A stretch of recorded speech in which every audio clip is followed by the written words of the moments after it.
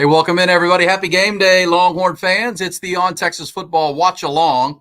Another game, another week. Longhorns are 2-0. They're number 2 in the country and ready to bring the thermometer and the thermostat, I should say, to DKR tonight to be the team that sets the tone. And we'll talk about it with you all through the ball game with our expert panel and cast. Our first quarter, excited to be talking to Bob Shipley. Coach Bob Shipley will be with us in the first quarter. Bobby Burton will be along. Of course, Jerry Hamilton, Rod Babers, and the whole On Texas Football crew. Coach, how are you, man? Good to see you. Game day number 3. Doing great. How you doing?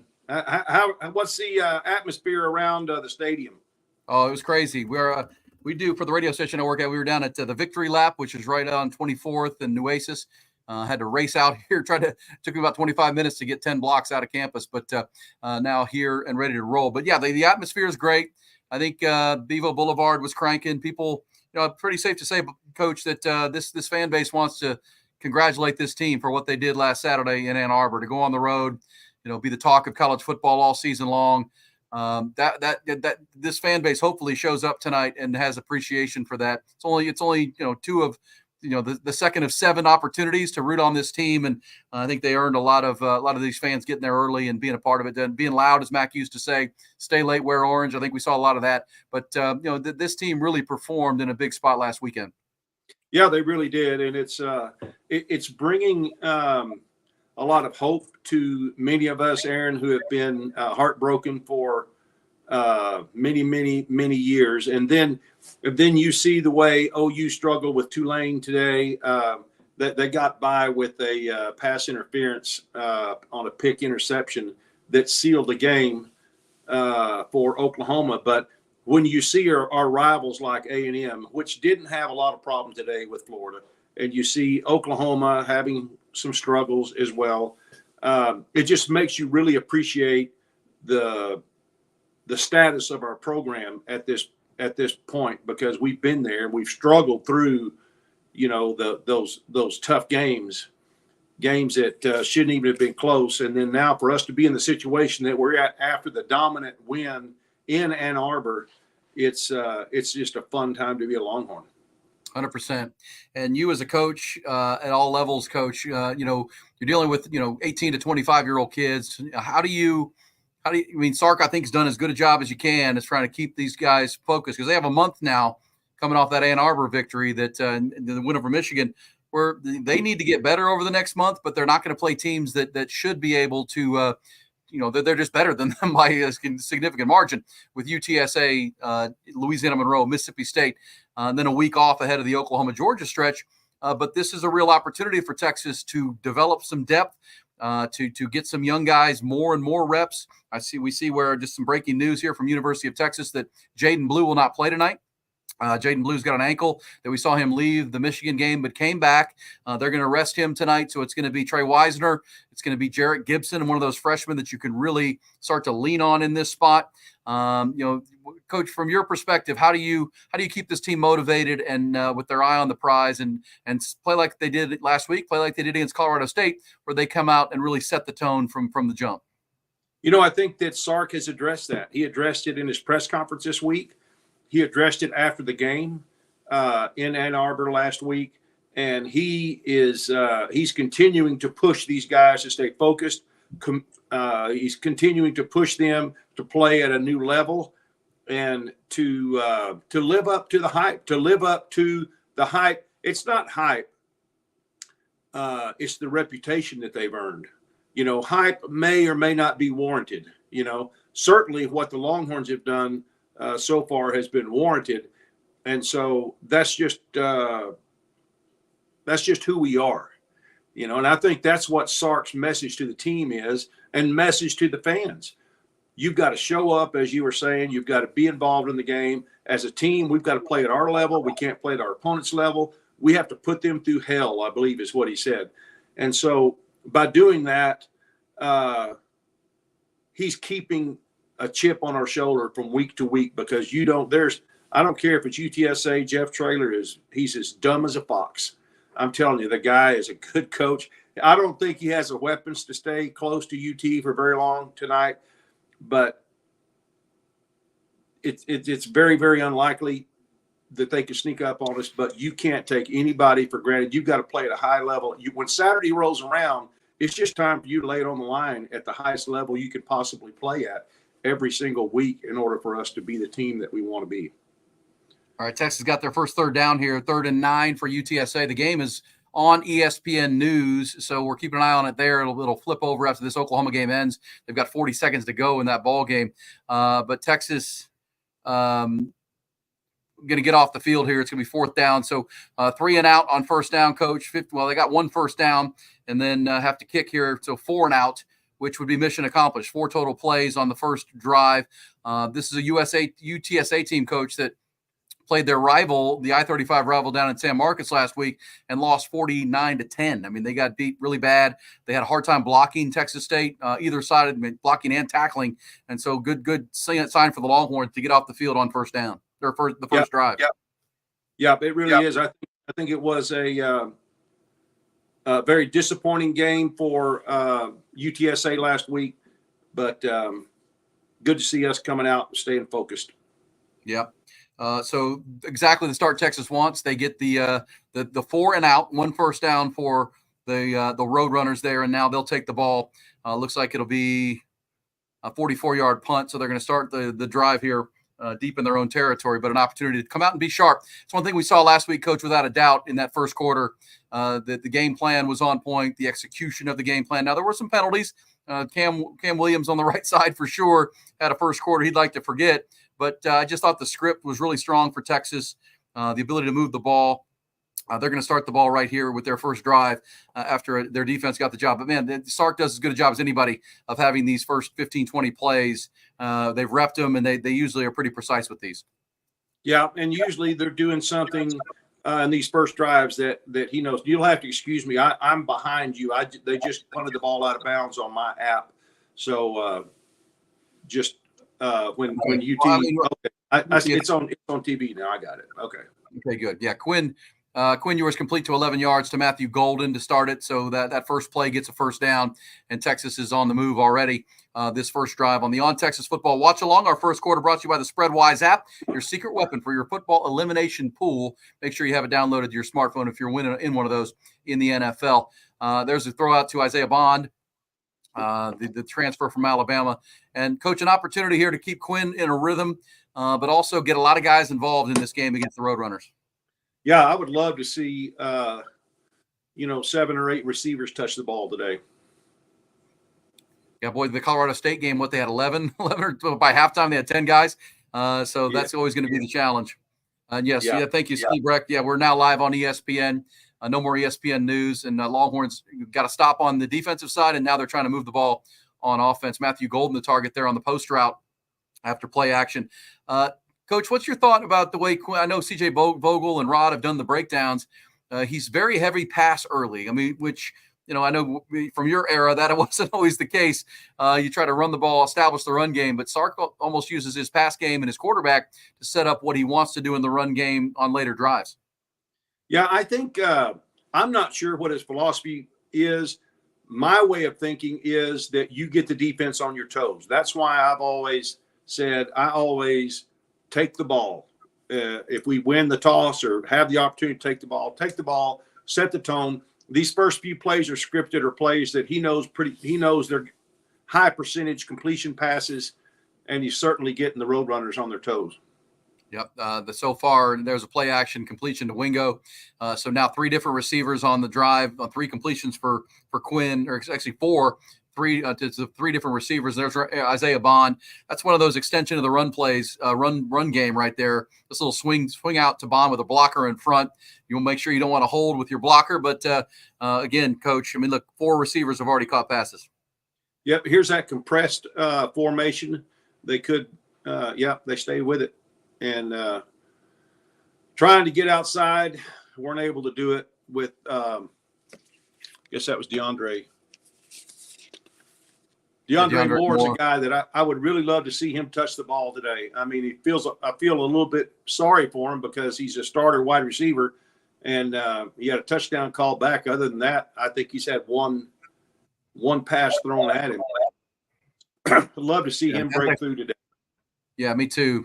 Pretty good defense right there by UTSA. That was a little shovel pitch. So that goes as a completion for Qunn, who's now 6 for 7 on this first drive. 5 different receivers have caught passes for 55 yards already. So this is exactly what you just said, Coach. And they may have 7 guys by the time they get in the end zone here if they can do that. Yeah. Well, when I said 7, I meant 7 different wide receivers. I didn't mean running backs and tight ends. I'm talking about wide receivers. Everybody in the circle of trust gets to touch the ball. That's exactly right.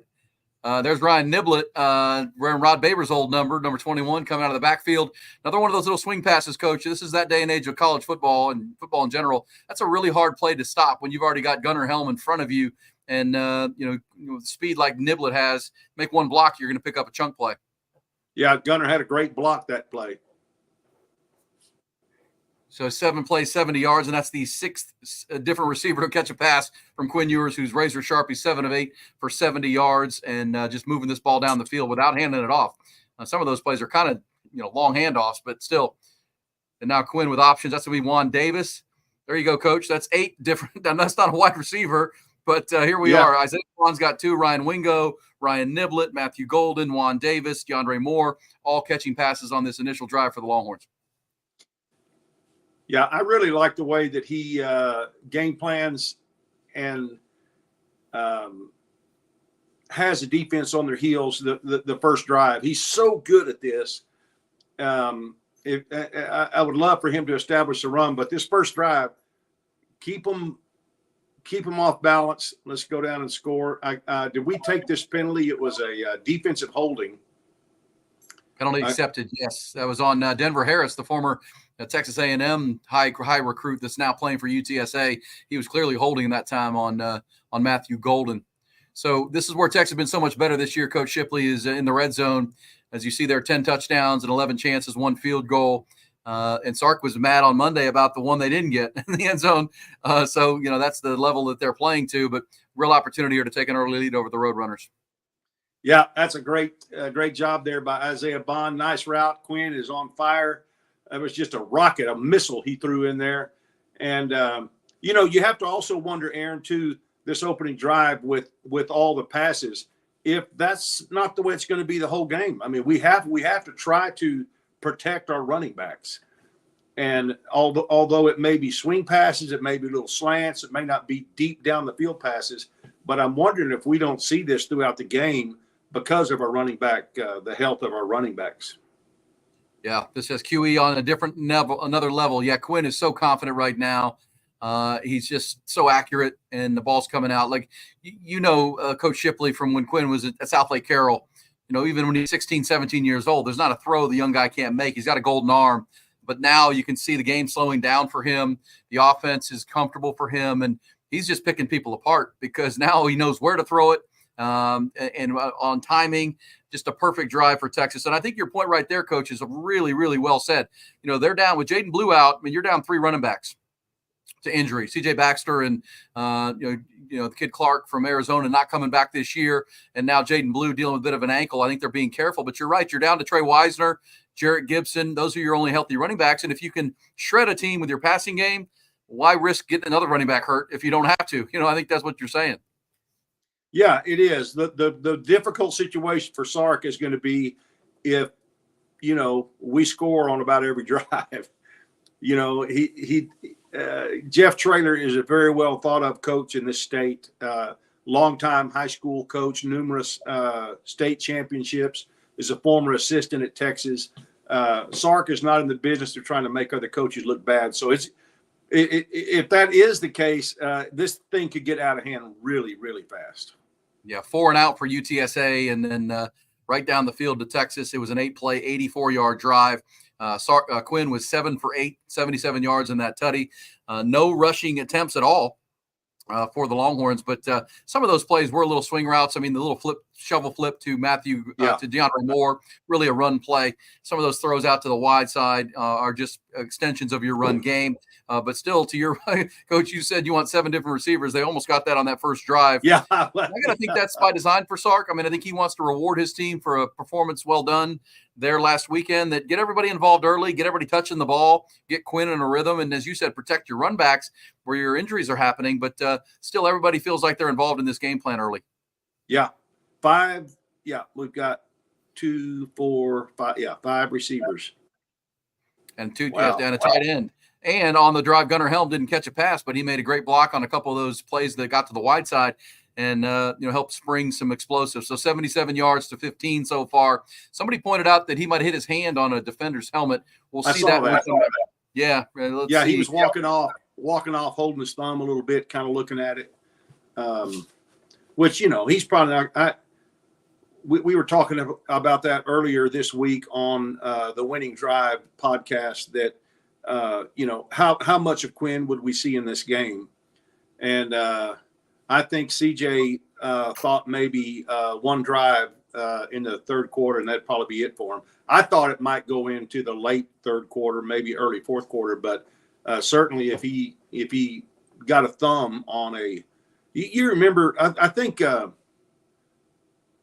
I want to say maybe the first injury I remember that happening to for a quarterback was Danny White. Do you remember that with the Cowboys? Yeah, way back. He came down. When you throw a football, when you throw it, your thumb goes down. There it is. And so when if it hits a helmet like this, it can cause a really strange fracture. I don't even remember what that fracture is called. But Danny White was the first person. Of course, that's dating me. That was probably back in the 70s, early 80s. Navicular, does that sound right? Yeah, you're right about that. I mean, it's the quarterback's worst nightmare too, because he's got to finish the throw, he's got to follow through, and it's just going to be hand on helmet essentially, or face mask is essentially what that's going to be, and that is a quick way to pop a thumb, or let's hope the best for him. But you're right, Danny White, not just the Cowboys quarterback, but punter as well back in the day, and he had the rough job of having to replace Roger Staubach, if memory serves. I mean, that's tough to do with America's team back in the day. But great drive. And Coach, this is again from the sidelines perspective, this is a UTSA team that lost 49-10 last week, just down the road in San Marcos. You jump on them early; these guys can pack it in because they had a long day last Saturday. Yeah, they did, and Texas they're playing against who now seems to be the leading Heisman candidate and playing probably the hottest team in college football right now. They can't be too excited about it, especially another touchdown goes up. It's going to be difficult for them. You're right about that. And they, Jeff Traylor, you just mentioned the respect he has around the state, and I agree with you. He understood that they're in transition right now with a lot of guys, and Texas is rising. The last time they played a couple of years ago was a real competitive ball game, but that was one of those cycles for Jeff Traylor where he had one of his better teams. And here they are trying to beat one of the best teams in the country. And there you go. He's talked about how they don't block well. I mean, you saw that last week in San Marcos. They're having a hard time on their offensive line. In Texas, I mean, Barron Sorrell shoots the gap and, almost took the handoff. Yeah, he did. That's good to see. So Longhorns forcing another punt for the Roadrunners.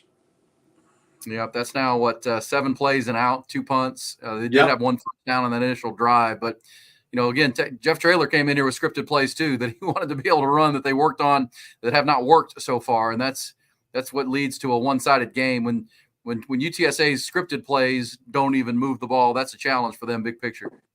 Yeah, no doubt. Well, Qunn looks okay. I mean, he's certainly still in the game and looked like warming up on the sidelines. So hopefully, he's got a really interesting throwing motion, Aaron. It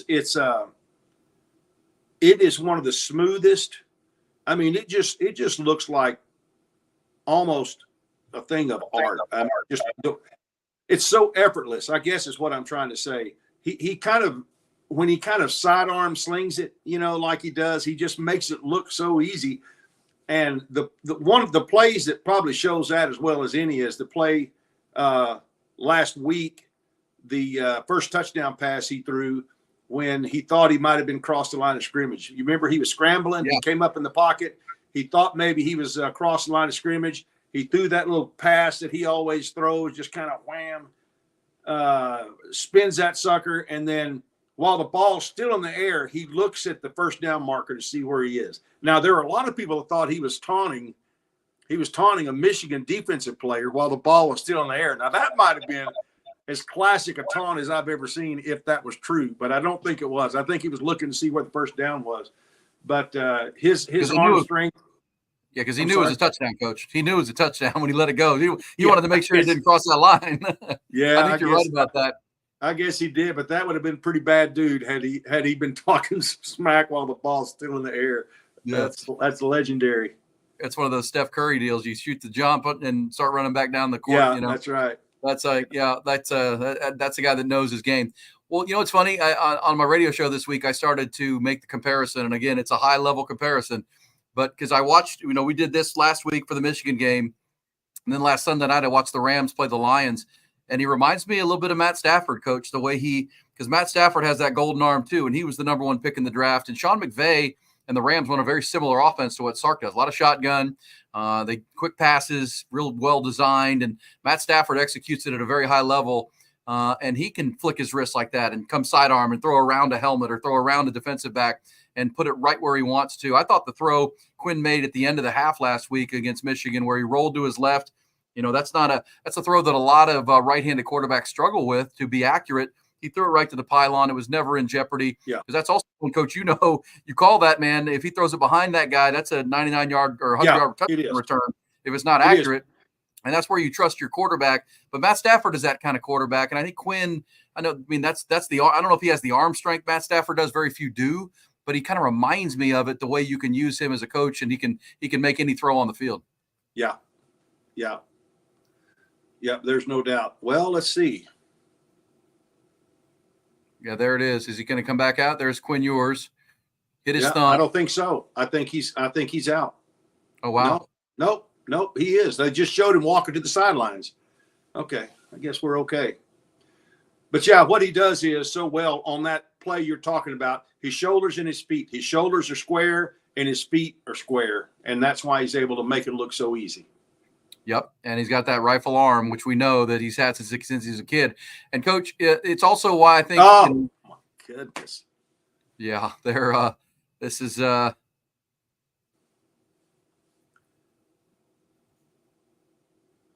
Yeah, not a good play. I don't know. Are you caught up?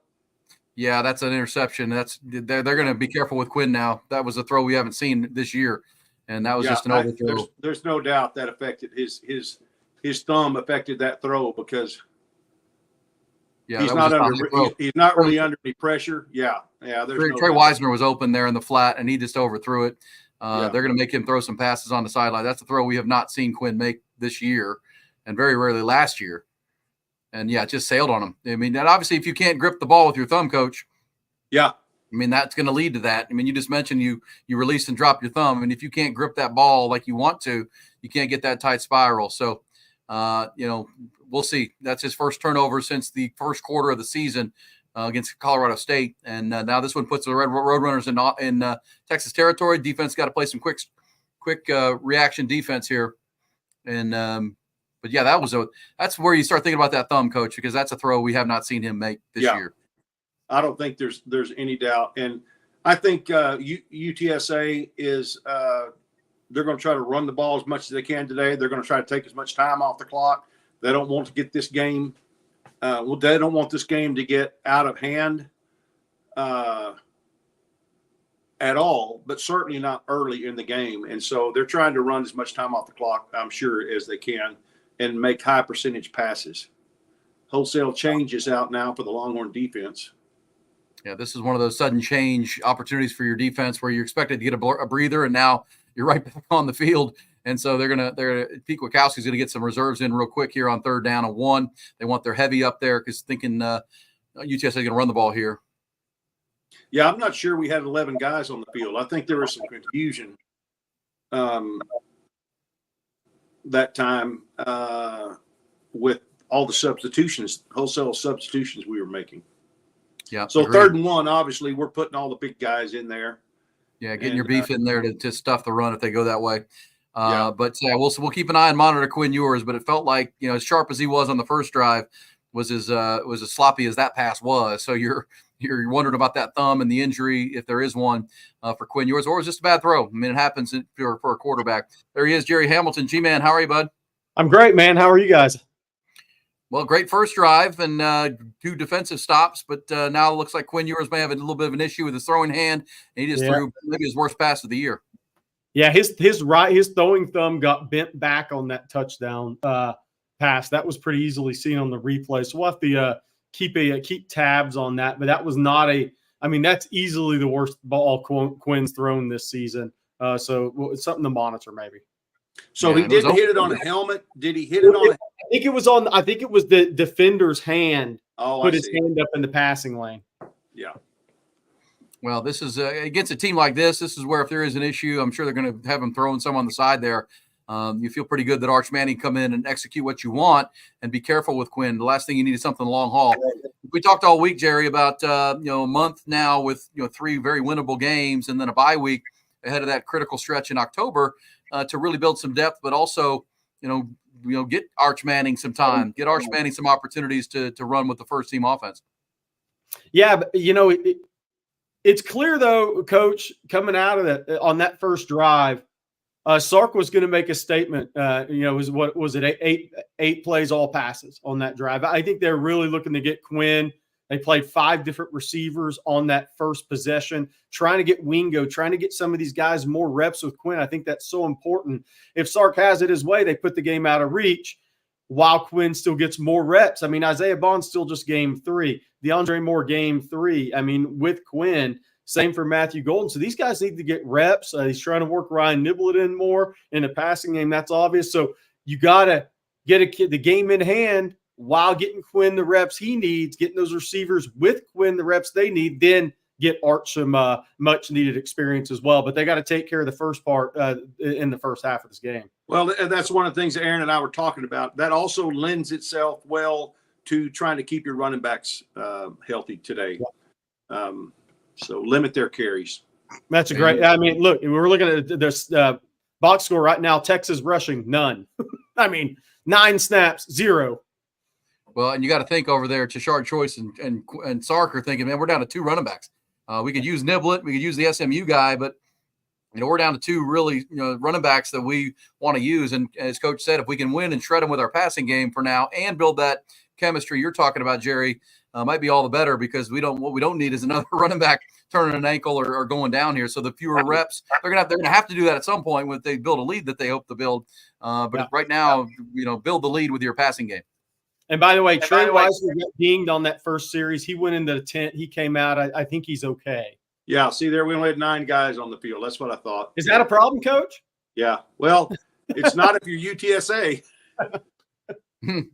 Yeah, well, that's why they called timeout. It's a good use of timeout, but you blew one here in the first quarter, and now Texas, this is it. All of a sudden.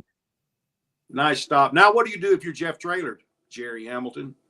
I'm going for it. I mean, look, you're getting paid 1.6 to take this one, so you go for it. Yeah, that's a record, by the way, for UTSA to make a paycheck on the road, 1.6 million. How about Alfred Collins on that play? Shot the gap, and I know UTSA's having struggles up front, but Alfred Collins with a big play there on 3rd and 1. See if they can do it back to back. I mean, look at this. Look at this bunch set here. Oh, rocket pitch. He's not going to get it. No. That's a big missed opportunity for UTSA right there. They were handed a gift by Qunn Ewers, who hasn't given many this year, and there you go. You don't even get a first down. That's that defense. Complimentary football by Texas right there in a big way here with 6:13 to go in the first quarter.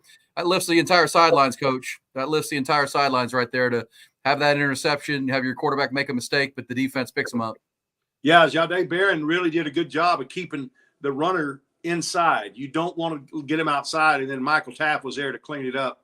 That's a great defensive stand right there, Coach. And that's what great football teams do. When you fumble or you have an interception, you gotta go win the next series for your teammates. False start on DJ Campbell. Hey, Coach, how much do you like seeing the increased football intelligence on defense? They're just making more football intelligent plays on defense. It looks like they're synchronized this season.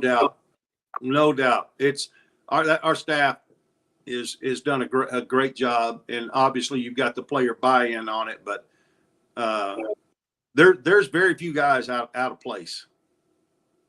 Well, that was not the case last year, guys. Well, and I think that's intentional too, Jerry. You know the recruiting realm is better than anybody. They've intentionally looked for guys with high IQs, right? They're looking for guys who know football. Yeah, I mean, if you look, like Andrew McCuba is a football intelligence player. Trey Moore, even though he hadn't filled the box score, he's made football intelligence plays. They've added, not just in the high school ranks, in the portal, and you hope all the high school guys, the rate they're developing these guys, I think they've got a lot of those guys. You may just not see it on the field quite yet. Well, another quick pass is going to be interesting to see if Quinn's going to be able to throw the ball down the field. Brings up a long 3rd and 10. Yeah, 3rd and more than 7, which is not the goal. And that started with that DJ Campbell penalty. And you're right, Coach. I mean, we'll see if they'll let it rip here. You're going to have to put something down the field here. The last time we saw that, it floated and ended up in interception. If you're just tuning into the On Texas Football Tuesday Night Watch, our first quarter brought to you by the Spreadwise app, your secret weapon for your football elimination pool. But Qunn Ewers did have his thumb bent back on a touchdown throw to Isaiah Bond here in the first quarter, and his first pass after it was intercepted. Now they're going for 3rd and 10. Okay, now you got the ball to 38, 39-yard line. You punt it? Nope, apparently we're not. I love it. Let's go. Yeah, I think Sark's at least going to give him a hard count here, right, Coach? Yeah. Yeah, we'll see if they snap the ball, but they got to feel like they can get 3 yards. They went right down the field. But you also have to be concerned about your quarterback. I mean, I do think I want to see Qunn Ewers, wind up and fire one here and see what that thumb looks like. It just happened 2 drives ago. But he has not made a good throw really since then. Yeah, that wasn't a bad pass there. Very short, of course. Maybe he's getting a little confidence back. Look, I mean, Coach, this is another one of those games where if the offensive line gives Qunn time, and this is not a good pass rushing team, these guys can't run with the Texas receivers. Anytime you get Bond crossing the field, these guys have no chance to run with him. No chance. And still just 1 rushing attempt, true rush. I mean, there was the little flip to DJ Moore, but they really haven't run the ball yet. But yes, I mean, gosh, if you can run by him and block him, it's a long day for the opponent.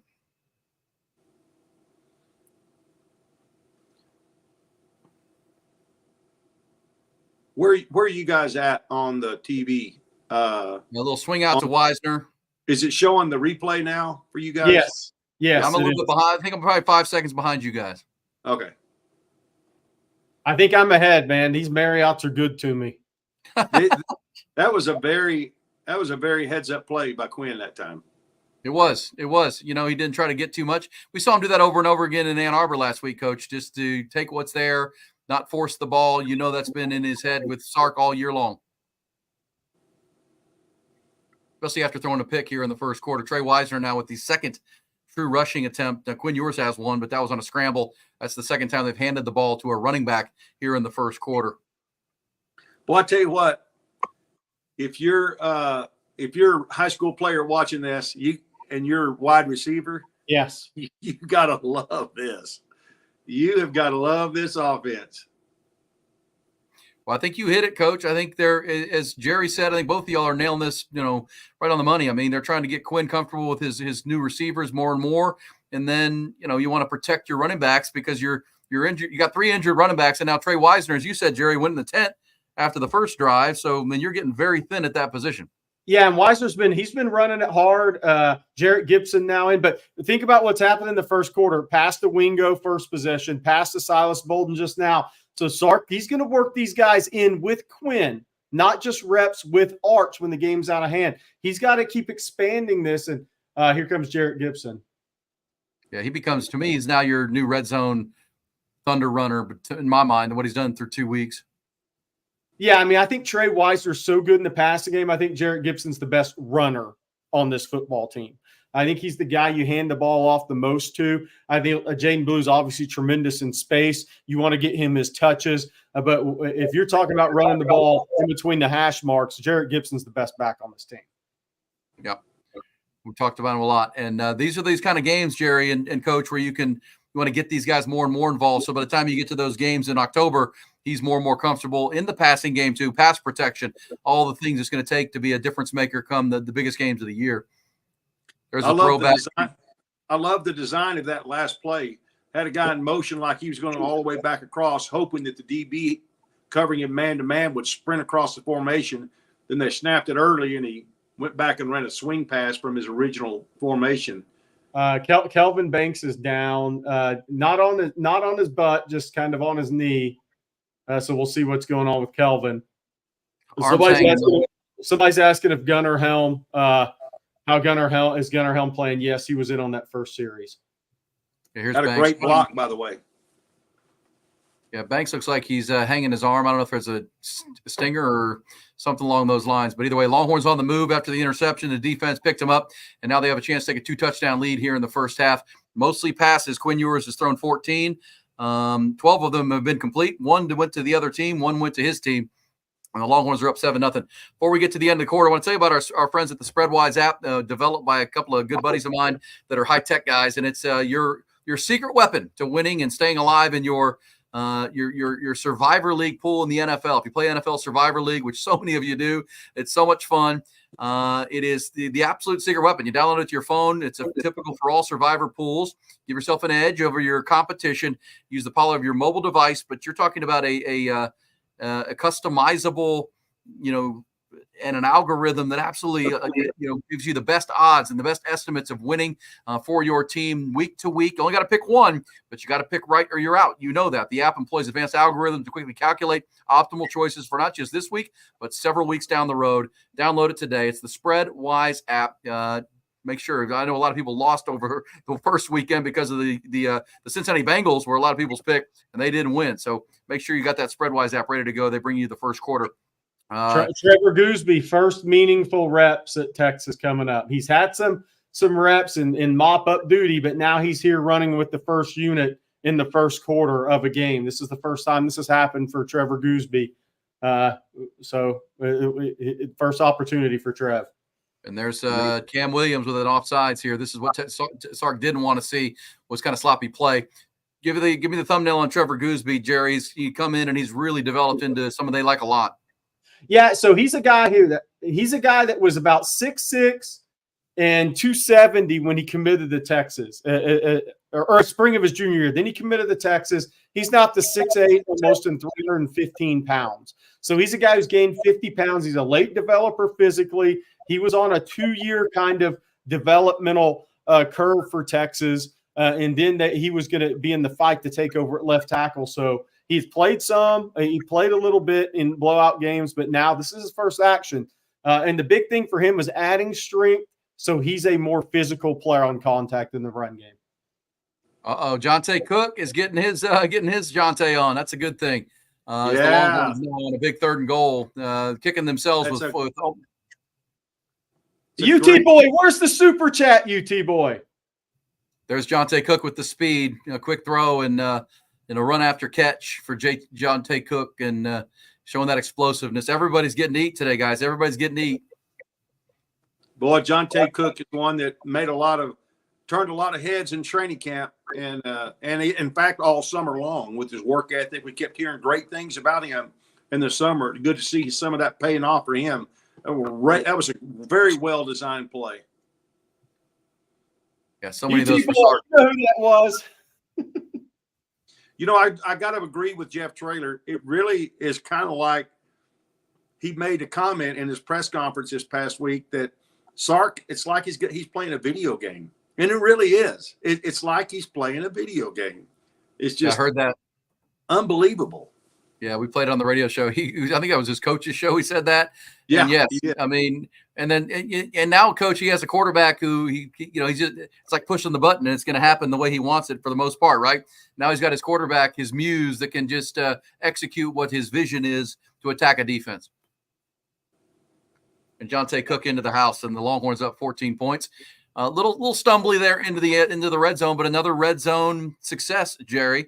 They've 10 for 11, and now with this game they're 12 for 13, scoring touchdowns in the red zone with 2 touchdowns here. They tried to mess it up with Cam Williams offsides and the lateral that turned into a fumble, but good players, great players can bail you out when you're 3rd and long. Was that Wisner at running back? It was Niblett, I think, on that play. Oh, well, yeah. You could tell whoever it was, they didn't have the timing down with Qunn because he did not look for the ball soon enough. And that's just a timing thing. Hey, so, yeah, Coach Traylor's a very genuine guy, Aaron. And I've known him for 2 decades. I know Coach knows him. I used to go to Gilmer High when he had Curtis Brown, David Snow, all those guys coming out of there. And I think a lot of people's like, it was rat poison what he was saying. Jeff's not like that. I mean, if Jeff speaks about a team being extremely talented, this is the most talented and best team they've played since he's been at UTSA, he's not BSing trying to motivate his guys. Jeff's a genuine guy. He knows this roster. He's recruited these kids or offered them really early. Like UTSA and Texas Tech offers more kids early than anybody in the state of Texas. And then he was at Arkansas. He knows a lot about this roster. He's seen these kids. And he knows what Sark's built, and he was just very genuine about look, his guys are outmanned in this game. No 2 ways about it. And that's what's showing already in this football game. Despite Texas not playing a clean first quarter, it's still been dominated. Yep, 14-0, 2 touchdown drives. Quinn Ewers, 13 of 15, 136 and 2. Did have the interception. Coach, as we end the first quarter, brought to you by the Spread Wise app, your secret weapon for your football elimination pool. Download it today. Coach, do you feel like the injury to Qunn is now passed? Are we good on that now? Yeah, I think so. It doesn't seem to be affecting him. I haven't seen him really throw a deep one yet, but of course the one he threw, the interception, wasn't a deep one at all. But I don't know exactly what happened on that, but they've got it straightened out, and he seems to be comfortable again. Well, you guys have a great rest of the game. Thank you, Coach. Coach, enjoy your Saturday. And great stuff. In. Absolutely. Coach, we appreciate it. That's great stuff to have him right off the jump previewing this game. Texas does what they want. They're in control now. But Jerry, to the coach's comment, though, they haven't thrown one deep yet. That's kind of been a theme this year. They really, and is that the defenses that are coming in scared to give up anything deep, and Sark's just taking what they're giving them? I think that's exactly what it is. Look, people are the opponents are really respecting the Texas speed. And you saw one deep shot to Matthew Golden. You saw one deep shot down the middle to Silas Bolden against Michigan. But it's really more what the defense is giving Texas, which I get respecting the speed because Isaiah Bond can run past you really fast. And we talk about it all the time. When Jaden Blue's in there, I mean, you're talking about Matthew Golden's a 10-8 guy. DeAndre Moore's a 10-8 guy. Isaiah Bond's a 10-4 guy. And Jaden Blue's a 10-6 guy. I mean, I understand why teams are really respecting the speed of this Texas offense. I do find it interesting from time to time, though, that you don't make Qunn beat you deep down the right sideline. That's not his best throw. That's not his most accurate throw. So it's interesting the respect that teams are giving this Texas speed so far. And Michigan played a lot of cover 3, by the way. So that it just opens up that intermediate game. And that is short the intermediate game, and especially the intermediate game is Quinn's strength. I mean, he is a high-level passer in the intermediate game because he changes ball speed so well. He can make opposite hash throws. He really hits guys in strides where they can maximize yak in the intermediate game. So it's interesting how teams have defended Texas, but I totally get respecting the speed of Texas because this is one fast offensive football team. Yeah. No question. Because guys, please tell me Qunn is going to be okay. Yeah, I think he looks good right now. That's one of those that can hurt in the immediate, and you stretch it out, get it right back where it needs to be. Score predictions after the first quarter.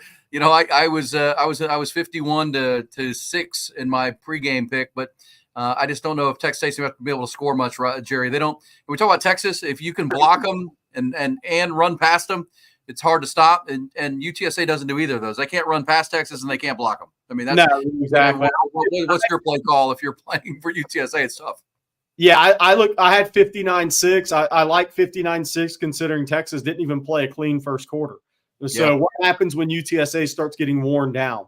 I mean, this is 14-0, not a clean first quarter. What happens when UTSA starts getting tired? I said that to Coach off the top. I mean, if your first 2 drives and then a fumble, you get a turnover, which was a gift. Your scripted plays didn't do anything either. So now you're through your script and you still have no points and you're down 2 touchdowns. We'll start the second quarter. It's brought to you by my buddy Anthony Hippolito. He's running for Hays County Sheriff. He's an avid on Texas football watcher, probably watching right now, and he wants your vote in November. If you live in Hays County or have family in Hays County, encourage them to vote for my guy Anthony Hippolito. I've got the the Yeti here with my water in it. Vote for Anthony. He will bring you the second quarter. There's Michael Taft right off the edge. That was Leonga Lafau on a delayed middle backer blitz. Leonga Lafau, I think the first sack of his career. But again, CJ Vogel, he had 5 sacks for the game. Texas has 2 already. Could 5 be low in this game? Maybe. We'll see. It may end up being more than that.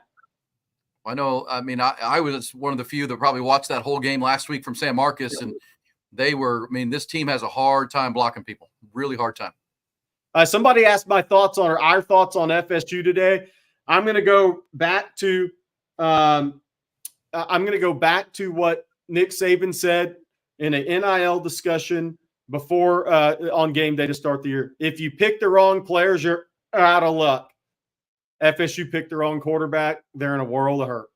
The guy's never been a good player. They played against him, DJU at Clemson, and FSU still decided that's who they were going to take it. Quarterback makes no sense to me, and now it's going to go bad.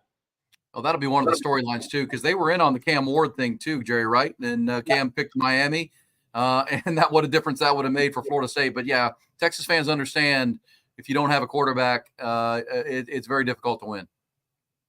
Yeah, no doubt. And look, that's the tough thing about the portal, right? You want to stay in there. You're in there on the Ward, Cam Ward.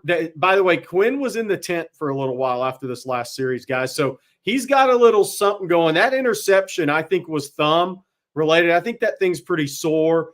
So he's not high-fiving people. Somebody pointed that out. So we'll see if that affects him at all coming up. But he definitely got that thumb bit back on his throwing hand by UTSA defender on that first drive. But yeah, I mean, look, FSU went for Cam Ward. They tried to stay in the sweepstakes. They stayed in it late. And what happens then is there's a lot of good quarterbacks that out of the portal that make decisions while you're fighting for a guy you probably weren't going to get anyways because you weren't in that sandbox of Miami in the NIL game. So that was a tough spot for FSU, but they picked the wrong guy. Well, and I think we saw that last week with Michigan. Michigan, had to wait on the Jim Harbaugh thing. They played late into January, obviously, with the championship, and then J.J. McCarthy took a little bit to make his decision. And they're without a quarterback right now too, and they barely beat. I mean, they beat Arkansas State today, 28-18. So Michigan in the same kind of boat. They're not 0-3 though. And there's Gunnar Helm. Look at that, becoming one of the better tight ends in the SEC, hurdling people. Gunnar Helm, what a development story that is. And we know the 5 stars are coming in, Jerry, but they're developing talent at Texas right now. Yeah, no doubt about it. They are developing. And this is one of those guys, Jake Majors, even though he's a 4-star guy, he never played center before. Gunnar Helm, David Binda, you're seeing Vernon Broughton, even though he was a low 4-star guy coming out of high school. It's the time in the program and how they're developing. Now Quinn's down. Is Qunn leaving? He's down on the field. Uh-oh. What do we think? It looks like it's a lower left rib cage, hip area, but it's Arch Manning time, guys. Did that happen on the previous play, and then he just did a handoff, huh? He got hit on the throw to Gunnar Helm, I think. He got hit around his left hip, lower rib cage. Okay, well, I mean, this is where you're up 2 touchdowns. The offense is moving, and you got Louisiana Monroe next week ahead of your conference opener. So this would be an opportunity to get Qunn out of this game. Doesn't look – I don't want to diagnose the guy. It doesn't look too serious. He might have the wind knocked out of him or something along those lines, or just sore. But the thumb and now this, it might be a good time to get number 16 going. Yeah, I mean, it's Arch Manning time. Here you go. And this is will be the most significant game action Arch Manning's had at Texas. So Qunn, we'll wait for what Qunn Kessenich says on the sidelines there. But I think he got hit on the throw to Helm because he kind of got up and you kind of saw him limping after that play on his left side. Then he goes down on the field there. So it looks like rib cage, left side, right in there. So a bit of a tough game for Qunn. He's taking a couple of hits, but now we'll see Arch Manning. And this is against first-team defense for UTSA, first-team offense for Texas. This is the first time that Arch has had reps like this. So this is gonna maybe his coming out party of sorts. Well, the Longhorn fans have wanted to see this, not for this reason, but It's been pretty easy so far for Texas, except for one bad throw from Qunn Ewers that floated and ended up an interception. But the defense bowed up and got UTSA off the field. So it's 209 total yards to 23 so far, 185 through the air, only 24 on the ground. And now also a guy with Arch Manning who brings some athleticism to the table too. He could get his legs involved in this thing. And we will see. Our second quarter brought to you by my buddy Anthony Hippolito. He is running for sheriff of Hays County, south of Travis here in Central Texas. And he wants your vote in November. I know folks are all talking about the presidential election, but voting for your local people probably more important than even at the top of the ticket. Make sure you're voting for the right ones, and that would be my buddy Anthony.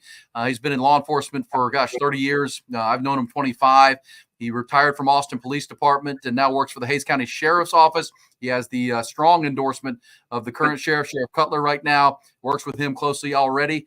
Elect Anthony Hippolito for Hays County Sheriff. Safety, integrity, and transparency are what he's all about. Also, for our young people, he's committed to trying to stem this issue in our community with fentanyl and the crisis. For Hays County has been hit hard with that. Strong focus there, but committed to enhancing public safety, protecting our schools, of course. And he wants to make sure that you and the community in Hays County stay informed, and it's very transparent of what they're doing on a daily basis. He's been doing this a long, long time. Went to Hays High School on his way through. He's been a Hays County resident his whole life, and he is tremendous. I encourage you, folks of Hays County, or if you know people or friends or family that live in Hays County, vote for Anthony. And again, he's a P1 avid on Texas football viewer, loves it, watching coffee and football while he's working out in the morning before he goes to the office, and watching this right now, I'm sure, as this thing cranks up. Well, here we go. First play. Sark did not just run the ball, did he? DeAndre Moore, 0, gets that touchdown. There you go. DeAndre Moore, 19 yards. Texas up 20-0. So far, so good for Arch Manning, G-Man. Yeah, no doubt about it. And look, you hope Quinn's okay. People have pointed that out. That was correct. I kind of went back, asked somebody that was at the game. Qunn definitely I didn't see it. I was talking here, but Qunn got hit on the handoff is what happened in that lower left area, rib cage area. So Arch Manning comes in, 19-yard touchdown. DeAndre Moore, look, that was good for DeAndre Moore to get a catch. Sark got him a touch earlier on a little bit of reverse play, in a little in motion play. So getting DeAndre Moore a catch there and a touchdown, because that guy puts in a lot of key work for this Longhorn offense. He really modeled himself after Jordan Whittington last year, the first guy on the practice field, every open media session.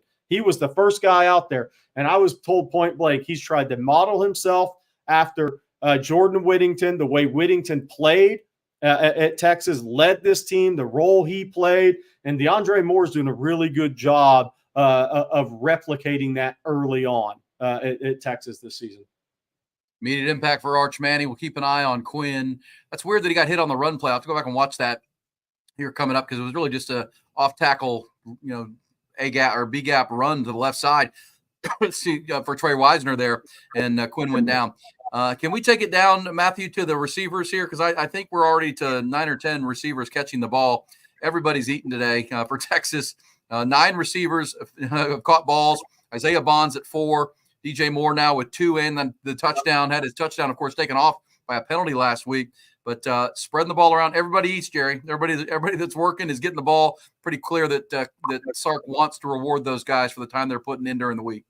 Yeah, and we talked about this all week. We thought one of the things, and I think everybody on the chat did, it was pretty obvious, these next 2 games for Texas was getting Wingo, Bolden, Cook, even Nyblack, getting those guys integrated more in the offense with the early first team offense, getting those guys reps with Qunn. Now it looks like it'll be Arch. We'll see if Quinn's day's done. But look, getting those guys more into the offense earlier, getting those guys some reps with the first team offense. I do think that's key, because one of the things with the Texas offense that's impressed me so much this season is I don't even think they're close to their ceiling. I just don't. I think that guys like Bolden, Golden, Bond, Wingo, I think all these guys have so much more upside in this offense that they're even showing right now.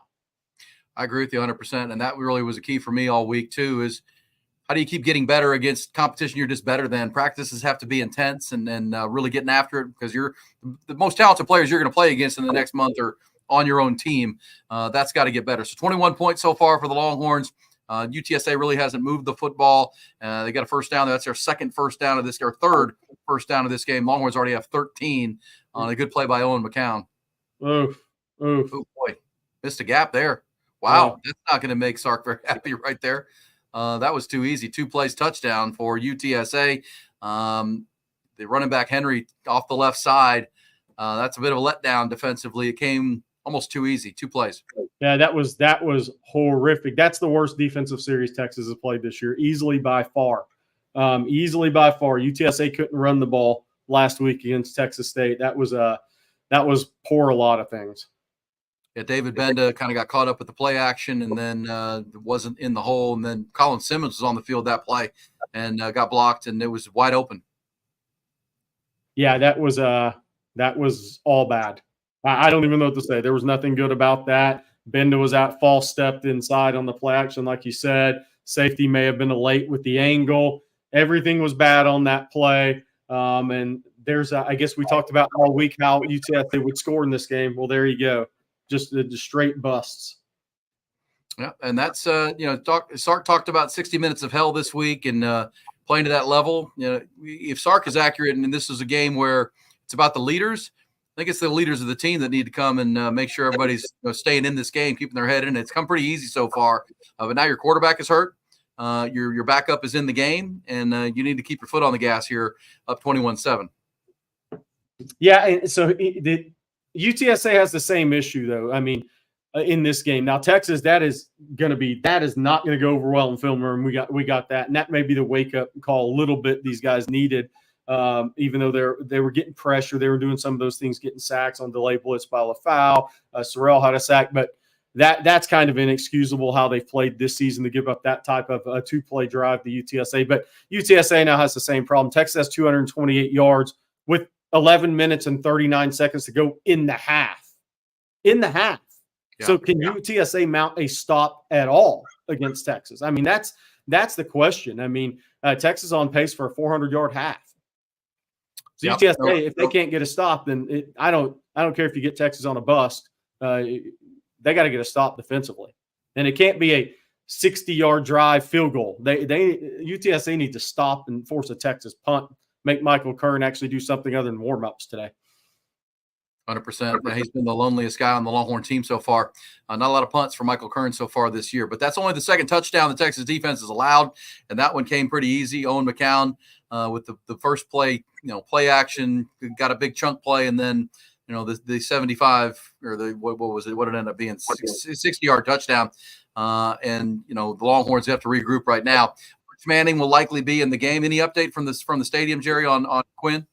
Quinn's been in the tent. I think he's walked out now. But just from a friend that's there said he was in the tent, and he's walked out. He's walked out now. He keeps pointing to like his lower left side, in the abdomen area. Okay, could have got hit or maybe pulled something down there. That's not good. Those are kind of weird injuries, but we won't diagnose it. We'll hear when the game is over. But Longhorns up 21-7. That's really, you said it, worst defensive play of the season, and it really is. I mean, that's really the first time they've had a blown assignment completely on their defense. That's only the second touchdown they've allowed all year. Yeah, no doubt about it. I mean, look, the thing about it is these guys coach to perfection, right? They coach the keys all week. And so that'll be done. Sark does the good, bad, and ugly. Well, you just got the ugly from this game for tape review on Monday. You don't have to worry about that. You hope there's not another ugly. That was the ugly for this week. I think that Texas will be just fine. Again, can UTSA hold Texas under 400 yards in the half? I mean, that's really the 11:29 to go. Yeah, Texas already with 228 and already 200 through the air, whether it be Qunn for 185. Arch Manning's first pass went for a 20-yard touchdown pass to DeAndre Moore. Longhorns have 3 tutties on the board, all through the air, but that was kind of a disappointing turn because Sark's talking about playing to that level, playing to that bar all the time, and really being the team that sets the thermostat for the game. And I remember, this, your dad was a high school coach, Jerry. I remember Todd Dodge always talking about at Westlake or at South Lake Carroll, it was about the goal board, right? Where, whoever's on the field, we have the same goals as a team, game wide, right? Total first downs allowed, what things we will allow to be acceptable, and we're going to grade it on Monday or on Sunday. Yeah. And the goal board is something that I think Texas needs to be striving to for every person on either side of the ball. Yeah, no doubt. And look, it kind of is how far this program's come under Sark, right? I mean, a linebacker bust and a touchdown run, and we got to have something to talk about. A negative defensively coming off the last 2 weeks, so that's the ugly. Benda's had a good year. It looks like Texas going to the running game. A little bit of a QB run game with Arch, guys. Hello. Yeah, I mentioned that when he came in. You got legs now where Arch can really – they haven't prepared for that, I don't think, at UTSA this year. And look at Arch Manning. See you later. My goodness, that's going to make some highlight reels on Sports Center tonight. You think that's going to get a few million views on social media? Oh, man. UTSA has not prepped for that all week long. And you covered him in high school, Jerry. You went to New Orleans many times. He's more athletic than you think. And he's certainly more athletic than his two famous uncles. Yeah, look, I'll tell a funny story with Arches. First time I knew he was athletic is how fast he sprinted from play to play at an Isidore Newman practice. I was like, all right, this guy's, it's all about, that's the way he led. He did that at Texas when he first got off the bus. But that dude's athletic, man. And he showed it on the basketball court a little bit in high school as well. But he's got a little pop in his step. And he's got a little acceleration to him at 225 pounds at the quarterback position. Yeah, man. You made a guy – look at the shake. You got a guy with his jock on the ground, the safety, and now he's gone to the house. So they can't run him down. That's Arch Manning. He is what are we running here now? 3 or 4 plays. He's led them on 1 touchdown drive and now his own from 2 plays, 75 yards for the Roadrunners, Jerry. Now 2 plays, 75 yards for Arch. It's 28-7. And your question, could they keep him under 400 yards for the half? They're over 300 now.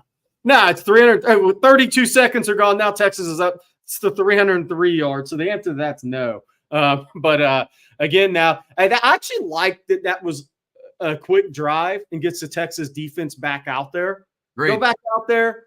Don't false step. Go back out there. Force a 3 and out. 100%.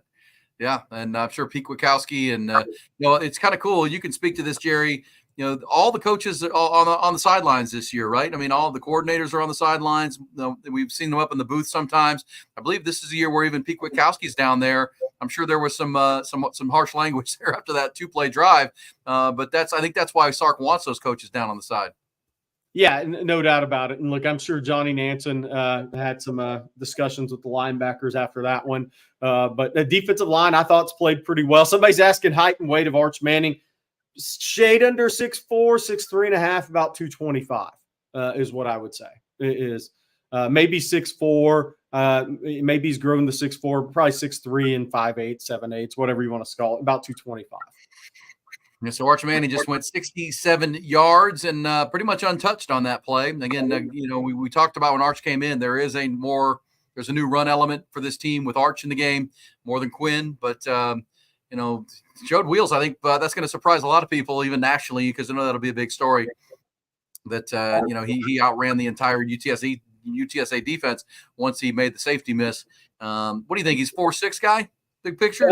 Yeah, he might even combine test in a few years in 4.58 in that range. It wouldn't shock me. Because he's got a little initial acceleration for his size at that position. So it wouldn't shock me if he didn't maybe hit the 4.58, 4.59 range. But we'll see. But hey, by the way, how do you like to be the UTSA D coordinator right now? Oh, okay. Now we got to deal with this. Yes. Now, I don't think Sark will do that again, probably, but now you got to deal with this, the thought of that. I mean, wow. I mean, good luck for UTSA. That's going to help the missing game. I'll tell you that. That's going to help Trey Wisner, Jarrett Gibson. Yeah, that was wide open. And, again, they didn't – Quinn Ewers doesn't pull the ball and keep it on his own read play that often, if ever. Everything he gets is on scrambles and design runs for him. That was designed for Arch. I'm sure they saw upstairs that they were collapsing on that run game, and that was going to be wide open. And then Arch made a move and shows some 4.58 speed, and he's in the end zone. There you go. So here comes UTSA with another drive. There are 11 minutes to go. They just have to mount a drive to keep their defense off the field, or might be 500 yards before halftime, Jerry. They're at 3:03 Now 204 on the ground or through the air, 99 on the ground. And this offense is cranking right now. What Sark wanted to see, even with the injury to Qunn. I'm here to tell you if Texas gets a 3 and out here, they may get 500 in the first half. I'm not even joking. It could happen. But I think this is a big series for the defense here. You know, they just had a busted play, come back, keep owning the line of scrimmage. That was the one big run. They had the big third and fourth down stop early in the game. The defensive line's playing well. Get the linebackers to not miss the keys, and get the whole key is to get UTSA in the 3rd and 7+. If they do that, I think Texas is going to win easily against the UTSA, even at offensive line, even if they max protect. 100%. By the way, to Texas's opponent in 2 weeks, Mississippi State already losing to Toledo in the first quarter, 7-0. Arkansas was struggling with UAB today. A&M did beat. I got to tell you, Manny Muhammad, Makuba, but Manny Muhammad, he's attached more in coverage, guys. He's had, Torrey Horton got him once on a deep ball. He could have beat him, but Barron made an unbelievable play reading that football intelligence play. But Manny Muhammad, he just lives in an attached coverage world. He is just such a naturally good corner. He's got a great mind for the game. He's got great eyes. And he is really explosive coming out of what I call T-step. There goes Qunn Ewers. It looks like he's heading to the locker room, Jerry. Yes, it does. His day is over. And man, you just got – what bad luck Qunn has from an injury standpoint as well. I mean, look, we don't know. We assume he'll be fine long-term, but just the bad injury luck he's had. As a college football player. The play against Alabama was a late hit that wasn't called. That was an intentional drive through the ground play. Nelson Caesar blows up JT Sanders, and that's how he got smoked in the Houston game. Then this play here gets smoked on a handoff. He's had some bad luck from an injury perspective in the college game at the quarterback position. 100%. I mean, and people will point out that he was hurt in high school too. His senior year that he done. So yes, well, let's hope that's not much. And obviously you got this game and Louisiana Monroe that you feel like you could handle without him if you needed to. But Qunn Ewers, I'm looking on Twitter to see if there's any update, but so far nothing. Abdominal injury potentially. And again, the play was just a handoff, which is so weird. Yeah. He had the hernia injury his junior year at Southlake, missed about 7 games and came back for the playoff run, late in the playoff run there for Southlake. So you hope it's not something like that creeping back up for him. I don't think it is, but it's hard to say. Hard to say. I'm sure we'll hear a little bit from Sark on his way to the halftime, but Jeff Traylor has to go for it here, Jerry. It's fourth and inches essentially, but they're going to call a timeout. Although I thought they were. Sorry about that. UTSA getting enough hat-on hats right now to Kevon Barnes, running back from San Augustine in high school, small town East Texas kid, tremendous player in high school, actually a really good player. You got to block it for him. But they're getting enough hats-on hats here to just get enough movement in the run game right now. Obviously, they had the big busted play, but a little better hat-on hat here in the second quarter for UTSA versus the first. Yeah, it was. You're right about that. They only had the 1 first down in that first quarter. Now they're up to 5 and have a touchdown on the board on that long touchdown run.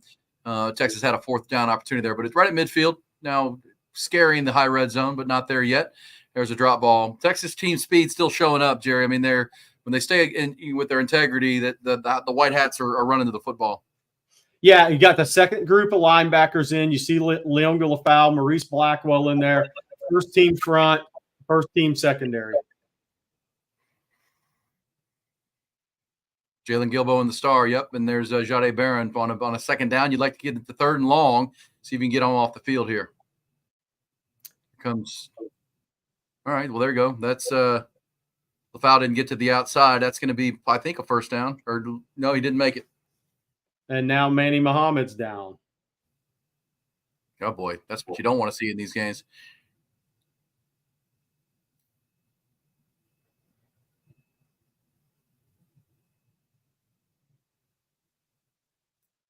All right, our second quarter here. Longhorns up 28-7. It's 2 touchdowns for Qunn Ewers, 2 touchdowns for Arch Manning. One was through the air for Arch, one was on the ground.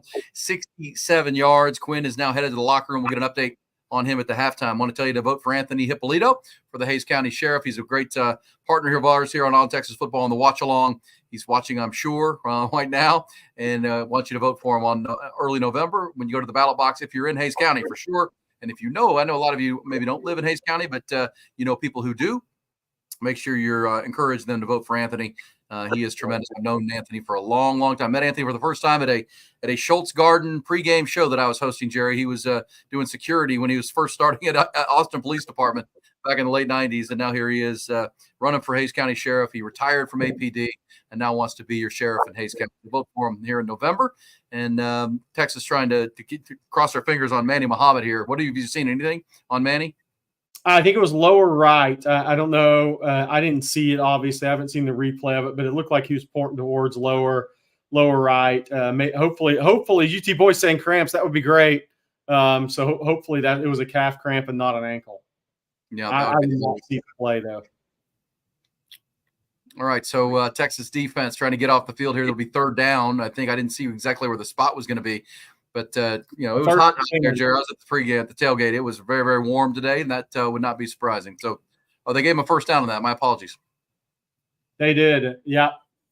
And not great contained there. McCown made a functional athletic quarterback play that I'm sure that, not great contained there. Texas defense not playing. They're a little bit this quarter, guy. Just being real. Well, and that was something Sark talked about coming out of the Michigan game. You're trying to find, weaknesses, and he talked about containing quarterback. They didn't do a good job of that against Davis Warren in that second half, and now they're getting McCown on the edges and got to be there. By the way, do you see this on our score sheet here on the On Texas Football channel? Arch Manning has a 589.6 passer rating. Is that really a number? I mean, I'm not going to even circle it. Yours had a 213.4, but I didn't know that was a number you could get for a passer rating. That's pretty funny. We're down to this drive now. This is taking some time off the clock. We're down to 6:45 here to go in the half. And again, good job by Lole there, but he busts out of a tackle, running back, and gets just some leaky yards, man. UTSA up to 160 yards in the half. 160. Yeah, that's these are all points of emphasis. I think Texas is going to win this game comfortably, but at the same time, leaky is a great word for it. You can't, they're on scholarship too, as Mac used to say. Same time, you just want to see that level of intensity stay where it was, no matter who's on the field, and the level of discipline that it's going to take to plug those gaps and make those tackles. And I think they're the most twitched up player on the defense just made a play for the Horns. Yeah, Colin Simmons. He missed one in the backfield a little bit ago, made that one. Yeah, he is going to be a first team All SEC level player year 2 and 3 at Texas. I just don't have any doubt about it. Sometimes you wonder, do the 5-star guys, does it go to their head? Does it take them a little longer at times? Not with Colin Simmons. He is so focused, but he is so twitchy. He just ripped around the tackle too on this play, but he just has so much twitch. But the thing about him is he's answered the call physically early on in his college career. He has really answered it physically. And what we hear more in a practice setting, right? And sometimes it takes those guys a little bit longer, but so many of these kids are early enrollees nowadays. I really think that helps. We always used to talk about with quarterbacks. I really think it helps an edge player, your linebackers, and your safeties and your secondary guys being early enrollee guys. I really do, because but Colin Simmons, it helps those guys be physically ready. There we see field goal by UTSA, and he missed it. But you've seen Colin Simmons answer the bell physically. You knew he had the twitch. You knew he could get after the quarterback. But he is also playing a physical brand of football for Texas at an early age. And that's why he's just going to truly ascend in short amount of time.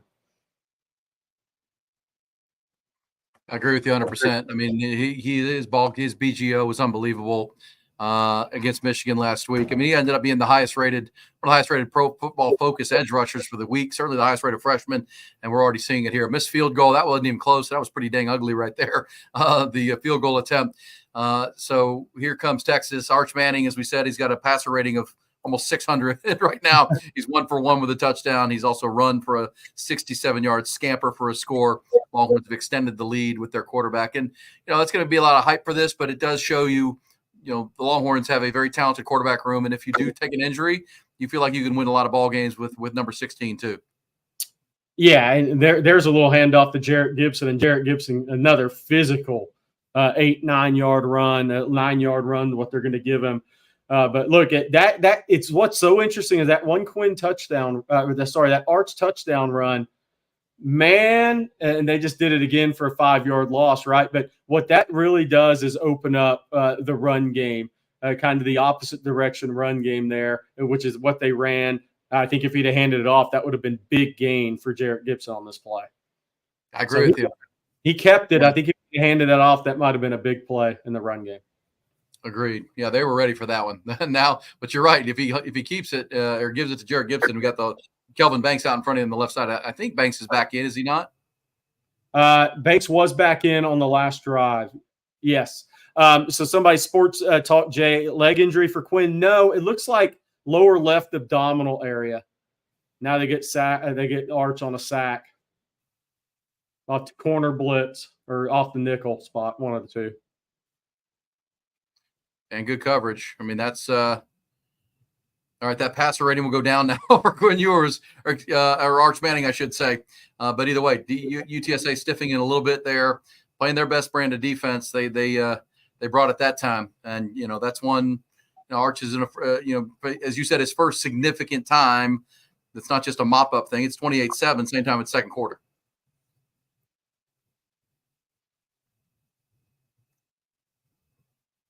And this is all look. That's good for Qunn. That's a good. You don't want to give up the sack, but that's a good play for a guy that hasn't played much college football. As talented as he is, they brought the backside corner and they brought the nickel. They brought both of them. So that's a quarterback that hasn't played a lot of football. Good play call by UTSA. Now Arch will kind of be more looking for that, kind of feeling that a little bit more the next time he's out there on the field. So those are growing plays for a young quarterback. Qunn had to go through them. All of them had to go through them. That's a good play for Arch to learn from, but also credit the UTSA for a good blitz call there. Yeah, it was. Well, and you said it. He's an experienced quarterback, so now you have to, bring things that he's not going to be comfortable with, and that's learning experience for him. Go to the sidelines. See, you probably should have handed it off to Jarrett Gibson on that one play, and now didn't see the backside coming. That's what you want. These are the reps you want him to get right now. Ethan Burke penetrates and using that angular body to get a tackle for loss in that spot. We also got to see the punter punt, Jerry. That's good. Michael Qunn got some time on the field, got to punt the ball for crying out loud. Manny Muhammad back on the field for Texas. So that looked like a UT boy might have nailed that one with a cramp. You got your second team backers still in here. Leon Galafau, Maurice Blackwell, Colin Simmons coming off the edge again. Good coverage again there by Manny Muhammad. Look, as long as he's not cramping, it's attached coverage. Yes. Yeah, he is so on top of everybody. And now it's another 3rd and 12. The punt was a good one, too, by Michael Qunn. So this is an opportunity for Texas to get the ball back, get points before the half. They did kick off, so Texas will get the ball to start the second half. Let's not forget. They got UTSA 4 and out on the first drive for the Roadrunners and then went and scored. And so now Texas has a chance. If you get a stop here, Jerry, you can get 2 for 1, really put this game away early in the third quarter. Yeah, no doubt about it. Again, a little more off coverage, not as of aggressive. That's a hold, man. I mean, Vernon Broughton got literally tackled on this play. Did they not call this? That's unbelievable. I was fixing to say, how did they not call that? Jeez. He literally got tackled. I didn't see a flag. I was like, what the hell? Okay. But so you decline that. It's going to be 4th and about 6. Yeah, I think they'll decline it. I think they're going to punt. Sorry, I'm ahead of y'all's feet. I'll start slowing down. Sorry. That's okay. No, you're good. Vernon Broughton literally got tackled. He did. Yep, he was trying to break and chase down the quarterback. And, Vernon Broughton, he played a great game last week at Michigan and picking it up again here. That's a hold. Down he goes. Would have been 4th down anyhow, but now you will get the punt. And, again, 2:37 to go. chance to go down and get some points here before the half and get the ball coming out of third quarter and really put this game on ice and really start to play get some depth built. Well, look, this is an important. Oh my gosh, okay. This is going to be Arch's first 2-minute drill at Texas, a meaningful 2-minute drill. This is a great experience coming up for Arch Manning and Sark and Arch together here in a 2-minute drill. We don't know the status of Qunn. So this is these are learning. This is great learning times for Arch Manning. He gets a 2-minute drill with the first team offense going up against UTSA. It's great for him. Yeah, and Silas Bolden grabbing his stomach. I mean, he took a pretty good shot there on a cheap shot by the gunner on the punt return. He didn't get a flag. Nyblack blocked the UTSA gunner into him or pushed him into him. I see the flag down. Did they pick it up? No, they actually called it on Nyblack because he pushed the gunner in the back into Bolden. Okay, well then Texas will have the ball. And you're right about this 2-minute drill for the opportunity for Texas to Mari Nyblack. That is penalties for the Longhorns. That's what number 3 on Texas for 20 yards so far. UTSA has 1. But yeah, well, it looks like Bolden's going to be okay. They'll probably knock the wind out of him. But here comes Arch Manning with 2:09 to go and a chance to run a 2-minute drill. At least get 3 points. Get Bert Auburn some work here, or see if you can do something more than that. Yeah, even though he blocked him in the back, he really didn't have to grab on to Silas Bolden. That didn't make a lot of sense. But either way. Not a heads-up play by Nyblack. Nope.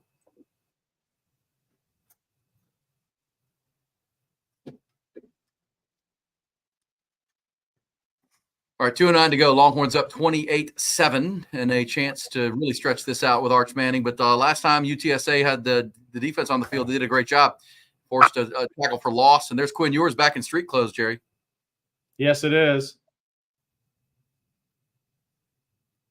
That was a good coverage, but there by UTSA. Arch had about 3.5 seconds and had to get rid of it. It didn't appear like anybody was open. So Texas backed up. Arch is 5 yards back in the end zone, had to get rid of it. Blitzer finally came clean there from the middle backer spot on a delayed blitz. So didn't have time to let that properly develop. That was a third. He'd gone through his first 2 reads and nobody was there. So he went to the other side to a third option, had to get rid of the football.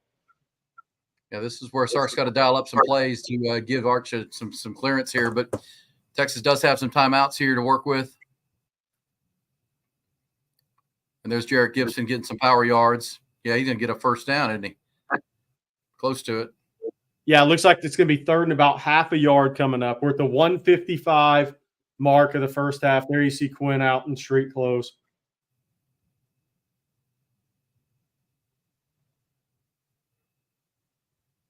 And we got to, I think we're at the 2-minute warning or 2-minute timeout, whatever we call it.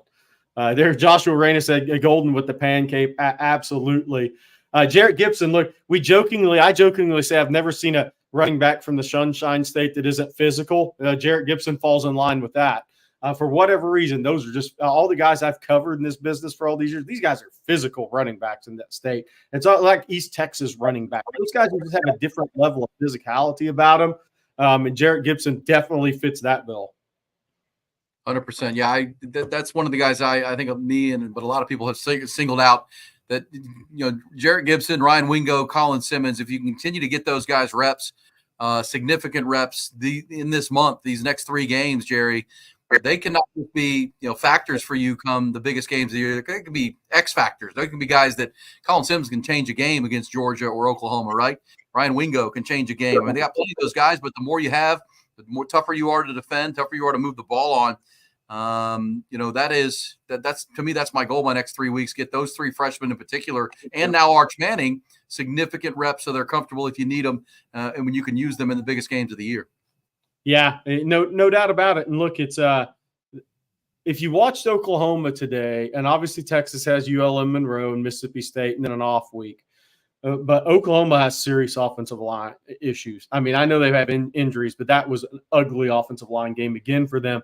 Guys like Colin Simmons, Get the more reps he gets, you're getting him ready for that big stage against Oklahoma. I like what we've seen, how many guys have caught the football passes today. DeAndre Moore, Silas Bolden has 2 catches today. Still need to get Nye Black involved as time moves along here, but getting these young guys experience. Interesting today, one of those guys I was looking forward to seeing today was Jelani McDonald, but he's not dressed out today. I haven't heard any severity on that injury. He's not dressed out today. He was walking around fine in pregame. He just obviously wasn't dressed out, nor was Jaden Blue, nor is Xavier Filsaime. So Texas is a little thin at safety in this game. They're playing a little more off coverage today, not as aggressive in coverage at times today, and maybe that safety depth might have a little bit to do with that today.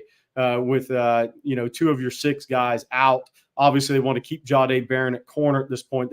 Doesn't feel like they want to move him around. So little lack of depth at safety today in this game. All right, Texas will have a 3rd down coming back, and we're keeping our eyes on the Arch Manning injury. No word from Texas so far as I've seen. Somebody said at least he'd have a cast on his hand. Yeah, I don't think this is the thumb. I think this is something, as you said, Jerry, abdominal, lower rib cage, that he took a hit on a handoff. But I'm hopeful that it's more just precautionary, and you're getting 2 birds with 1 stone. He'll get Qunn off the field. He already had the thumb issue. He's put up 185 yards and 2 touchdowns, 14 of 16, and get Arch some meaningful reps. But let's hope it's not too serious for Quinn Ewers, who is on the sidelines rooting his team on here. But a big 3rd down here for Texas to, now the clock becomes your enemy here. If you can't get a 1st down, you got to punt it back. So big 3rd down.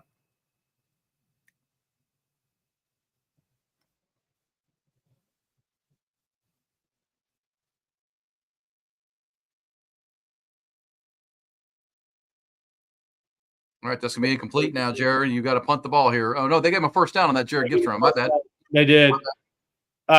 Kim asked, Napier done after today? Absolutely. I don't know when it'll official there. He's kind of, Qunn is talking about that lower left abdominal there. You can see on the TV angle. Yeah, somebody asked about Billy Napier. Yes, he's absolutely gone. I don't know if it'll be tomorrow or when, but that ain't coming back. Yeah, it's 2 home wins in the first 3. The schedule only gets tougher.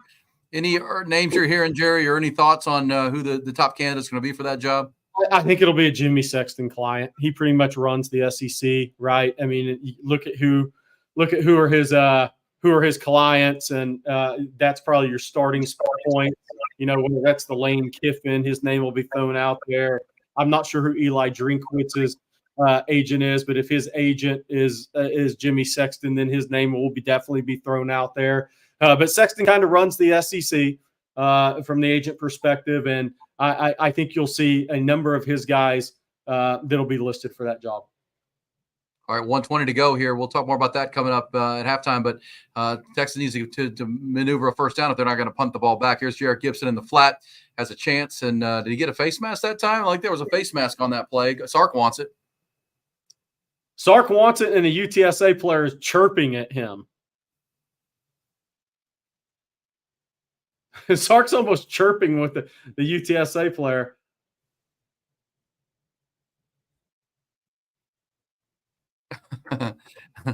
Yeah, I think there was at least contact with the face mask. I don't know if he grabbed the face mask. It was close, but that would have been a 1st down, obviously. So now Texas has to punt. Michael Kearns get a chance to punt this ball. All right, so this is, everybody wants to see Arch Manning, Jerry, but even against a bad defense, this is a young quarterback, right? He doesn't see the field like Qunn does. He doesn't know the offense and is not as comfortable. And so, you're going to have to punt the ball, and the 2-minute drill did not produce points. No, it did not produce points. And Sark was right. That was a face mask. It's a tough call. That was the right hand wrapping around the helmet, but a call that should have been made, no less. Yeah, Qunn, I mean, Sark's looking right at it. I mean, he can see it. He had the best angle for that one. All right, now the Longhorns have to play some 2-minute defense of their own and get to halftime up 21. They, speak to that, Jerry, that, Arch is just – it kind of shows you the difference between Qunn and Arch, right? Quinn's in year 3, totally comfortable with the offense, knows where to go with the ball. They're confusing Arch a little bit right now and bringing some blitzes, and this is why this is great opportunity for him to get these live reps and then have the film work to go look at it. Yeah, no doubt about it, and go in at halftime, and Sark will get some time to talk to Arch, and they'll get on the same page about this second half. But this is a great experience for Arch in this game. There's no doubt about it. And it's needed because we talked about it before. You got to get him reps because Qunn is just I hate that we're talking about it, but he's had bad luck injuries, and now he has another one in this game. So this is why it's so imperative, even if Qunn was playing in this game and you're up 35-7 right now, going into half, to get Arch meaningful reps. I mean, it's vitally important that Sark does that, in my opinion. And now he's being forced to do that, and Arch is gonna get a chance to grow up a little quicker. Yeah, I mean, you probably wouldn't have brought him in the first half, but I agree with what you just said for our audience here on the On Texas Football Watch Along. Well, for the first time in his college career, he gets to go in at halftime, look at some things, talk to Sark, talk to AJ Milwee. That's invaluable. I mean, it took an injury, hopefully a minor one, to discover it, but at the same time, now he gets to have a couple drives. It came so easy. The first play was a touchdown. The second drive was a long touchdown run, and UTSA has bowed up and shown him some different looks. So now you get to go look at those, come out, and you'll be the starting quarterback when the second half begins. Yeah, no doubt about it. Somebody's asking about, I think like people are talking in the chat about Quinn's injury. There's no ice on a rib cage. So I think it's more of a lower abdominal with him. We'll wait for official word from Texas. But if there's no ice on his ribs, I don't think we're looking at a rib injury here. I think we're looking at a lower left abdominal injury. Yeah, probably possibly muscular kind of thing, but we'll see. He went right down when it happened, and we'll get a more clarification. But this will be holding on the UTSA line. The Texas pass rush kind of jailhousing them right now, trying to prevent points before the half. Again, Texas does get the ball coming out of the half. Texas does still have 2 timeouts left, and now they've got a holding call that's going to back them up. I mean, that was a takedown on Anthony Hill, like a clothesline takedown. Yeah, and on that previous play, the quarterback McCown rolled to his right. He got flushed by Justice Finkley, and then here came Anthony Hill, and he took a slide. And smart move, business decision, but the right decision for Owen McCown that time.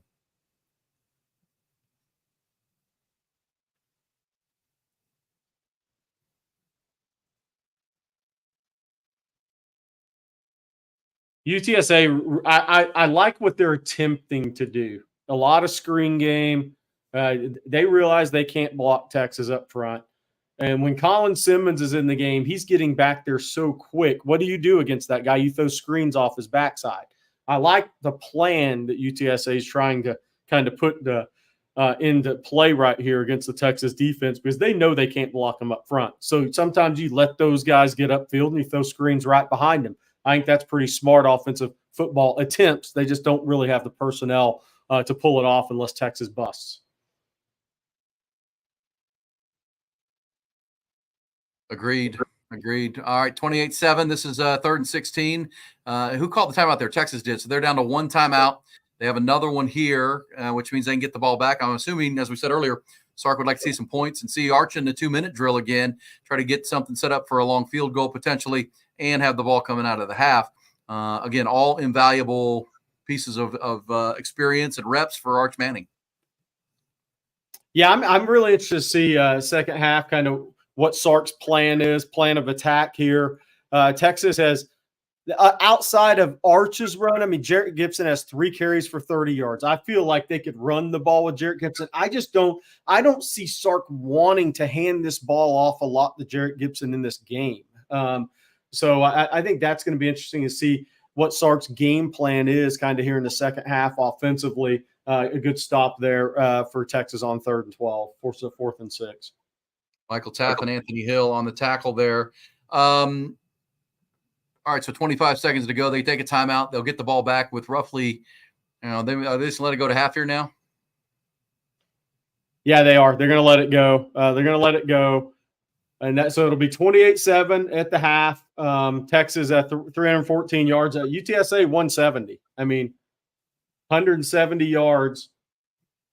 And that all came in the second quarter. And so I'm sure Sark's message is going to be we kind of let down from that 60 minutes of hell in the second quarter on 2 drives specifically. And we'll see. And the short amount of time that it took Qunn to get back to the sidelines a good thing?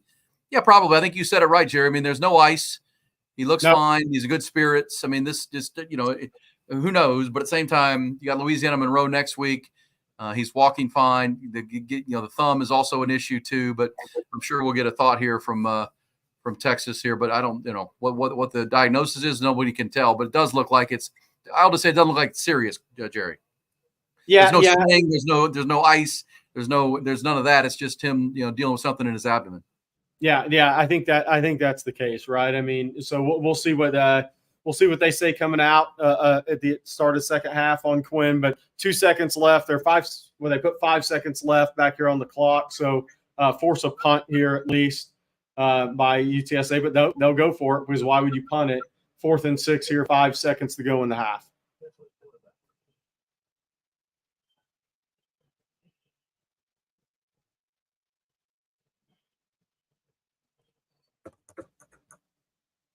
All right, 4th and 6. Here comes another quick pass. Just know they can't block people, and that's going to wear out the clock. And Anthony Hill chases him down.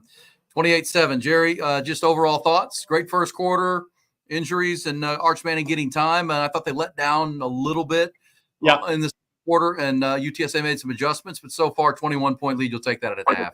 Yeah, I mean, look, UTSA had one drive. They had completed the pass, and they had a run bust. They had a linebacker fit bust, a big play run, which Texas really hadn't given up this season. That's where the 7 points come from. But, got some yards here in that last 4th down play. But it was 170 yards and a half before that. The one drive, I think, went for about 75. But Texas defense, I'm quite sure Sark will say to his team, we're not playing up to the standard. I mean, bottom line, not playing up to the standard the first half. But I'm interested to see how Sark attacks the second half with Arch Manning. I think that's going to be the big thing for me. Yeah, and I like the idea of him going in with the coaches and knowing he's coming out with the ball. And Sark said strained abdomen in the interview apparently at halftime. Strained abdomen. I turned it up to try to hear that. Strained abdomen. The doctors that are watching us on the On Texas Football channel can tell us. Hey, Jerry, can you hang for the halftime? I'm going to run to a quick pee break, and I'll be right back, okay? Yeah, you got it. All right, guys, so 28-7 here at halftime. Texas up, 314 total yards, 188 for UTSA. If y'all want to throw some recruiting questions at me, throw them at me. We'll talk about it. I posted on Twitter a picture of Joseph Mbaktu at the game with Sark. Posted a picture of Elijah Barnes. Thank you for the super chat, UT boy. Congrats on Jonte's touchdown. DJ Dog 31 says Colin Simmons having a game-long conversation with UTSA QB. Yes, and I don't think they know each other, so that's a budding relationship, let's call it, because Owen McCown played at Rusk High School and Colin Simmons played at Duncanville. So I don't see any way they knew each other really before this game, unless it was some weird workout. But we're seeing some highlights here: Tennessee versus Kent State, which Kent State's really bad. So I'm gonna take those recruiting questions. I've got a photo of Javian Osborne and his father at the Texas game, the 2026 running back from Forney. I have a picture with him, but I haven't had a chance to put it on social media yet. People in any surprise recruits from? I don't think so. Look, Texas is really pushing. Michael Terry is at the game. Texas is really pushing Mississippi State and Georgia as their two big visit weekends. I broke the news that Chase Sims, I've been mentioning on ontexasfootball.com and here on the YouTube channel, Chase Sims, the 4-star D-line A&M commit, was going to visit Texas, most likely for Mississippi State. He's officially visiting for Mississippi State. I think Josiah Sharma, Javian Hilson, Myron Charles right now are expected in for Mississippi State. Javian Hilson was at Florida today, and I'm sure he's really impressed. Hilson's going to visit a few places, it looks like. I think there's a chance Walter Mathis, committed to LSU from Savannah, takes a visit to Texas this year. Texas had conversations with him since he committed to LSU. Those that talks have not ended there. So I think Texas is going to get a lot of these guys on campus here, but it's really going to be UL Monroe.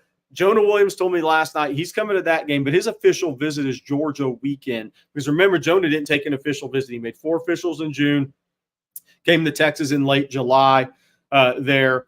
So Jonah Williams' official visit will be to Texas for the Georgia game. By the way, that I can give you guys an upset on that, give you guys an update on that. I watched Jonah Williams last night against Friendswood. Look, Friendswood didn't have a D1 guy on the field. They have in some years past. They don't this year. Not a high-level kid.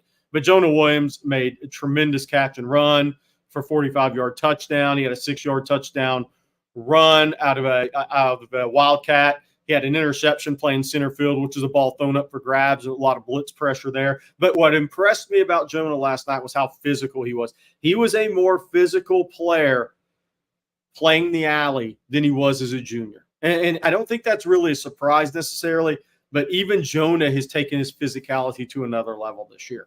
And again, he told me last night, planning to enroll in December. I think he made a great decision for himself there, because he made a football decision, and football's his first love. Kind of like Kyler Murray, football was Kyler's first love, even though he's a very talented baseball prospect. But he had a tremendous game last night, adds to his season. KJ Lacey, for those that don't know, had a little bit of an injury last night. I think it's based on what we've heard, sprained MCL, missed 1, 2, 3 games. Jamie French hurt his left hand last night on an unbelievable catch and run. I got a call for but have not heard the severity of that injury. I think he was being tended to in that game as well. Ricky Stewart had a really good game against White House last night. We had James Simon on our pregame show. They lost a tough one against a very talented Monroe Neville team last night. But Texas recruits continuing to show out. I think Diabell had 2 or 3 interceptions at Naples last night. Naples is a really good football team, but he made a lot of plays in the passing game as well. I think a couple of tip ball interceptions there.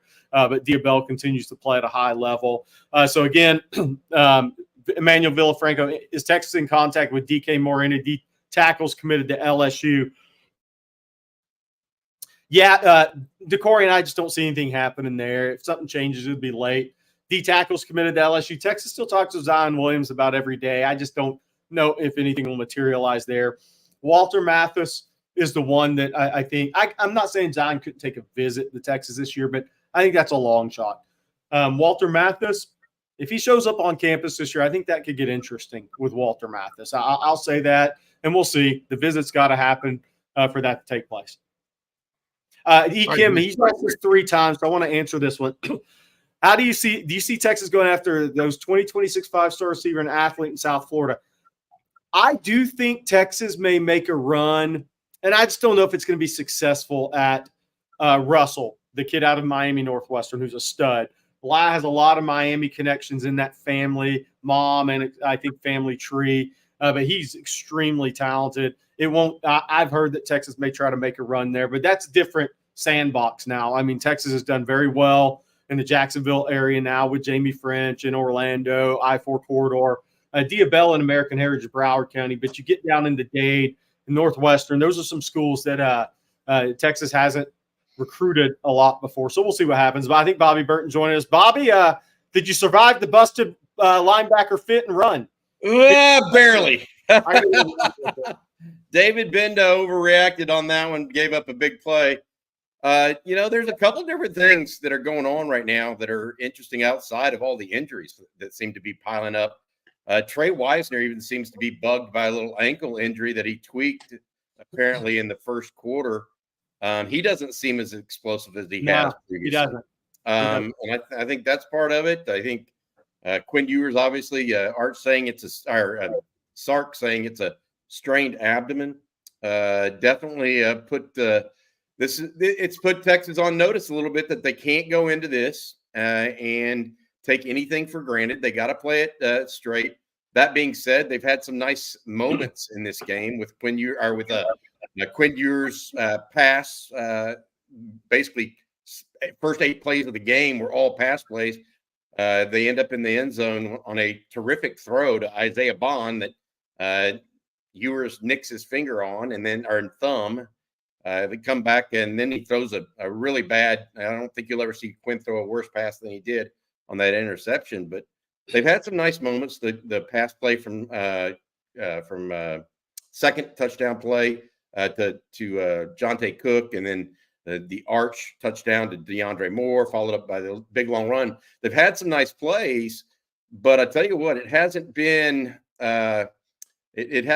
picture perfect. That's for sure. A lot of points left on the field, not necessarily points as much as opportunities, and things that just Texas has an issue right now with Arch at quarterback. I'm not sure that he has the full playbook compared to Qunn, who's a third-year starter. Just not abnormal. Yeah, it's very noticeable who's got more time in this offense. And as soon as he came in the game, they gave up the touchdown pass and then they gave up the long run. But then Jeff Traylor's side, started throwing some things at him that we're going to confuse a young quarterback making getting his first significant time in a first half. But two things, Bobby and Jerry. I mean, Jerry and I talked about it with now Arch going in, knowing Quinn's in street clothes and won't be back. Well, he knows he's coming out with that first offense and having the ball. I think that's a great learning moment for him to take halftime to look at these things, see what he's seeing, and see how that goes. Also, to your point of the running backs, if Trey Wisner is indeed nicked, you're really thin at that position. You're down to Jarrett Gibson at this point because Jaden Blue didn't dress out today. We know C.J. Baxter's not coming back this year. Christian Clark, and you're getting really thin in that spot. Bob Shipley in the first quarter was talking about the heavy pass game plan might be to take some pressure off that running back room a little bit right now with so many guys. They do seem a little bit snake bit right now in the running back room. Really do. They even listed the depth chart today, and they had Jaden Blue first. Well, he's out. Trey Wisner tweaks his ankle. That gets you to the true freshman, Jarrett Gibson. Fourth-string running back is a guy that has been around campus for about a month now, in Felton Gardner. I won't be surprised if we see him here soon. Yeah, so essentially it was Ryan Niblett playing as the third-string running back in the first half, which Sark's mentioned Niblett, which also tells you they're trying to get Felton Gardner up to speed in the playbook, right, Bobby? The other thing I wanted to hit you with, Bobby, is, Jelani McDonald out, Xavier Filsaime out. So they have a little safety depth issue in this game. I don't think they're playing quite as aggressive as they have the first couple of games of the season. And that may be opponent-driven as well, but it could be a little bit of safety depth issue there because Jelani McDonald played a lot against Michigan in the nickel spot because I think they like what they're getting at the corner spot from Jade. So losing Jelani McDonald is losing your fourth safety and essentially your backup nickel if you look at what they did against Michigan. Yeah, I think it's a combination of things. I do think that the opponent matters here, Jerry. I really do. This is, by the way, the most Colin Simmons has played by far. He's been on every third down rush opportunity, I think, at this point. So it'll be interesting to see where this leads. But it's just I feel like this was a lethargic first half where Texas leads by 3 scores. So what did you say? I thought a really strong first quarter. And then second quarter, it kind of evened out, and that's where we are. But you're right about that. I mean, the defense kind of let down a little bit there, and then the Arch Manning thing. Hey, Jerry, how tough is it for a quarterback like Arch to come in and he's throwing to receivers that he doesn't work with all the time, right? He's running with the twos, so you got the ones. I mean, how does that rotation work for you in the second half? More of the same, but yeah. Arch is also used to the guys he's working with most of the time in the two side.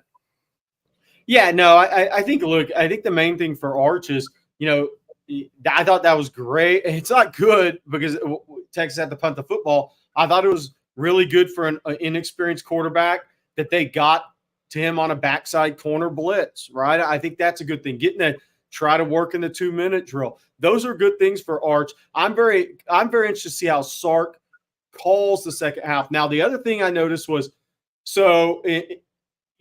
Arch kept it on the one play, scored. He should have handed it off to Gibson that one time, and he kept it instead. I think, he was reading the end, yeah, but I think a handoff to Gibson there is an 8-9 yard gain in this game. So those are the little things that Sark will talk to him about, but I'm very interested to see how Sark, Bobby, and Rod attacks the second half with Arch in the passing game. I think that's going to be interesting to see. I don't know if, Rod, you have any thoughts on that. I just came in, so I didn't get the most of it. But in terms of his thoughts on the passing game, I think he said he's going to stick to pretty much whatever that Arch is comfortable with. And that the best example of that is the first play that he had, the touchdown when he first got in the game, was the same play we've seen from him. That was his third time. Yeah, that was his first completion of his career, and that was his first touchdown of his career. I pretty much were to say, not the first touchdown, but his first big completion to Jonte Cook, I believe, in that Colorado State game. That was also the same concept. It was that rollout flood concept. So Yeah, I mean, that to me is the best example of Sark is going to stick to whatever Arch is comfortable with and whatever is within like his, within his athletic profile, which I think is a lot, but I think he's not going to ask him to do too much.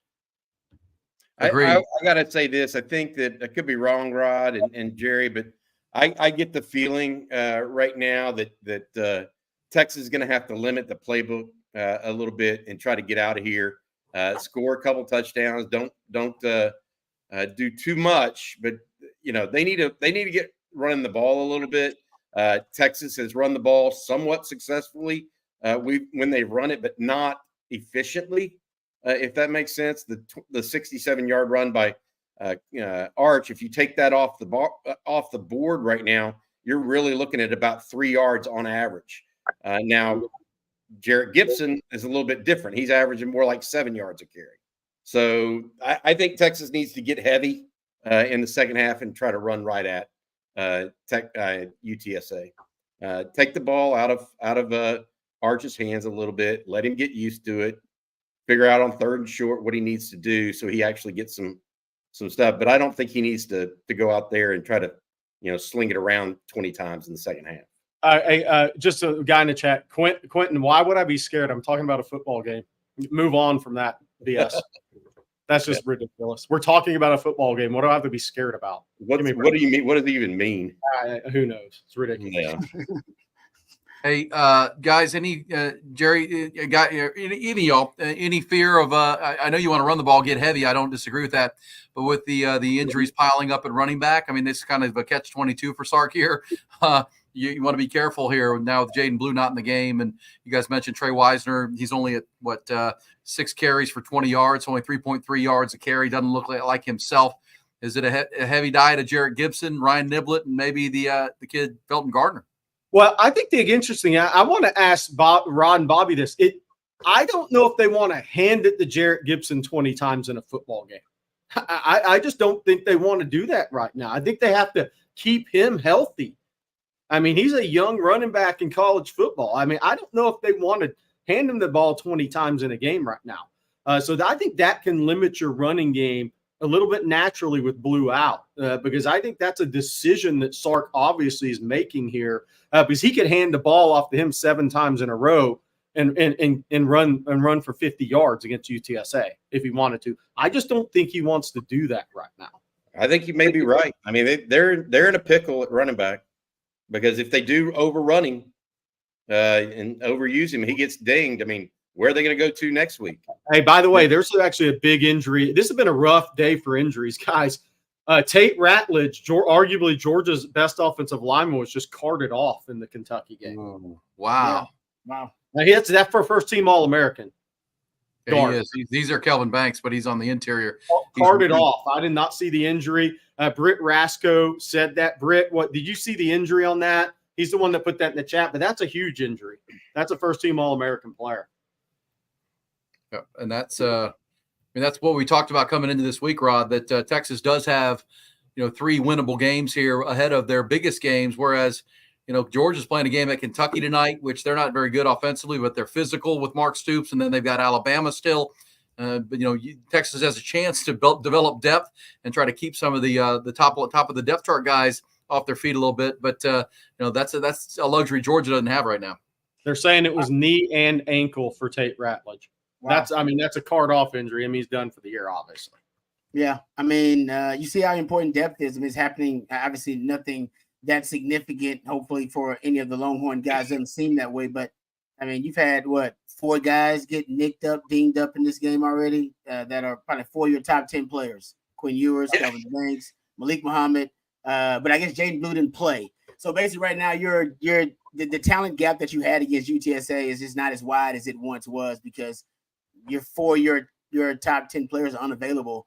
3 of those guys they got dinged up versus UTSA, which not saying they're not a physical football team, but they're going to face a lot more physical football teams in that SEC stretch. So it just shows you, man, it's a long season. It's a really long season. We're in a non-con. It's long. I mean, we even got to SEC play, so the depth, and it's a longer season than it used to be. Yeah. The depth is so much more important than it used to be, man. And by the way, that game, Kentucky leads at 3-0 in the second quarter, halfway through it. Mark Yeah. Stoops' team playing some good defense right now. 3-0, 7 minutes to go, second quarter. Let's run through some super chats. We appreciate when you send them, and we certainly want to get to them. I do not think we beat Georgia without Ewers. I would agree with that 100%. Thank you, Samuel. Thoughts, guys? Too early. Mm, Georgia's down to Kentucky right now. They go to Alabama before Texas. Georgia's got a tough schedule coming up. I agree with that, though. I don't know if you beat him without Qunn. I think Arch has a ceiling that's higher than Qunn, but it's not right now as a freshman, not as a freshman, but as a first-time starter. Probably the two things that bothered me the most about Arch so far. One, I think he misread that zone read. He didn't see it was zoned to the backside. He did. Okay. So the guy was sitting on it. He was just reading the end instead of the whole defense. The second one was that quick pass out in the right flat, a little bubble screen of sorts. And the UTSA guy read it really quickly. That was a hair within being a pick six. And they're going to sit on that if they see it. And Arch has got to be able to react to them seeing that and get them into something different. Those are the two plays from Arch that have concerned me at this point. Are there other plays that concerned y'all from Arch at this point? I don't know that there's been anything else that's concerned me with him. I just don't know that he's doing great. What do you think, Rod? Well, I think it's early. I mean, it's just like a first-time starter to me, or you see this with freshmen too. The flashes, it's the highs and the lows, right? There's no baseline of consistency yet from him. You'll see the wild plays, but you'll also see kind of the, some of the WTF plays. And that's what you're going to get from a guy who hasn't had a lot of experience. And I think for Sark, that's going to be his conundrum, right? How to settle him down, how to get him relaxed, how to get him cool and comfortable so that you can eliminate the high risk plays and try to develop a baseline of consistency with Arch right now, because that's what you don't have. That's what you took years to develop with Qunn, and you get that from young players. But here we go. This is Rod. One of the things we talked about was the luxury, the benefit of an injury that you don't want to see, but also to have Arch go in to the halftime, having had the experience in the second quarter, go look at it, talk to the coaches, knowing he's coming out with the ball and the first team offense. Let's see how he looks. That's his first time to have that, knowing he's coming back out as a starting quarterback, to look at the things you guys just described.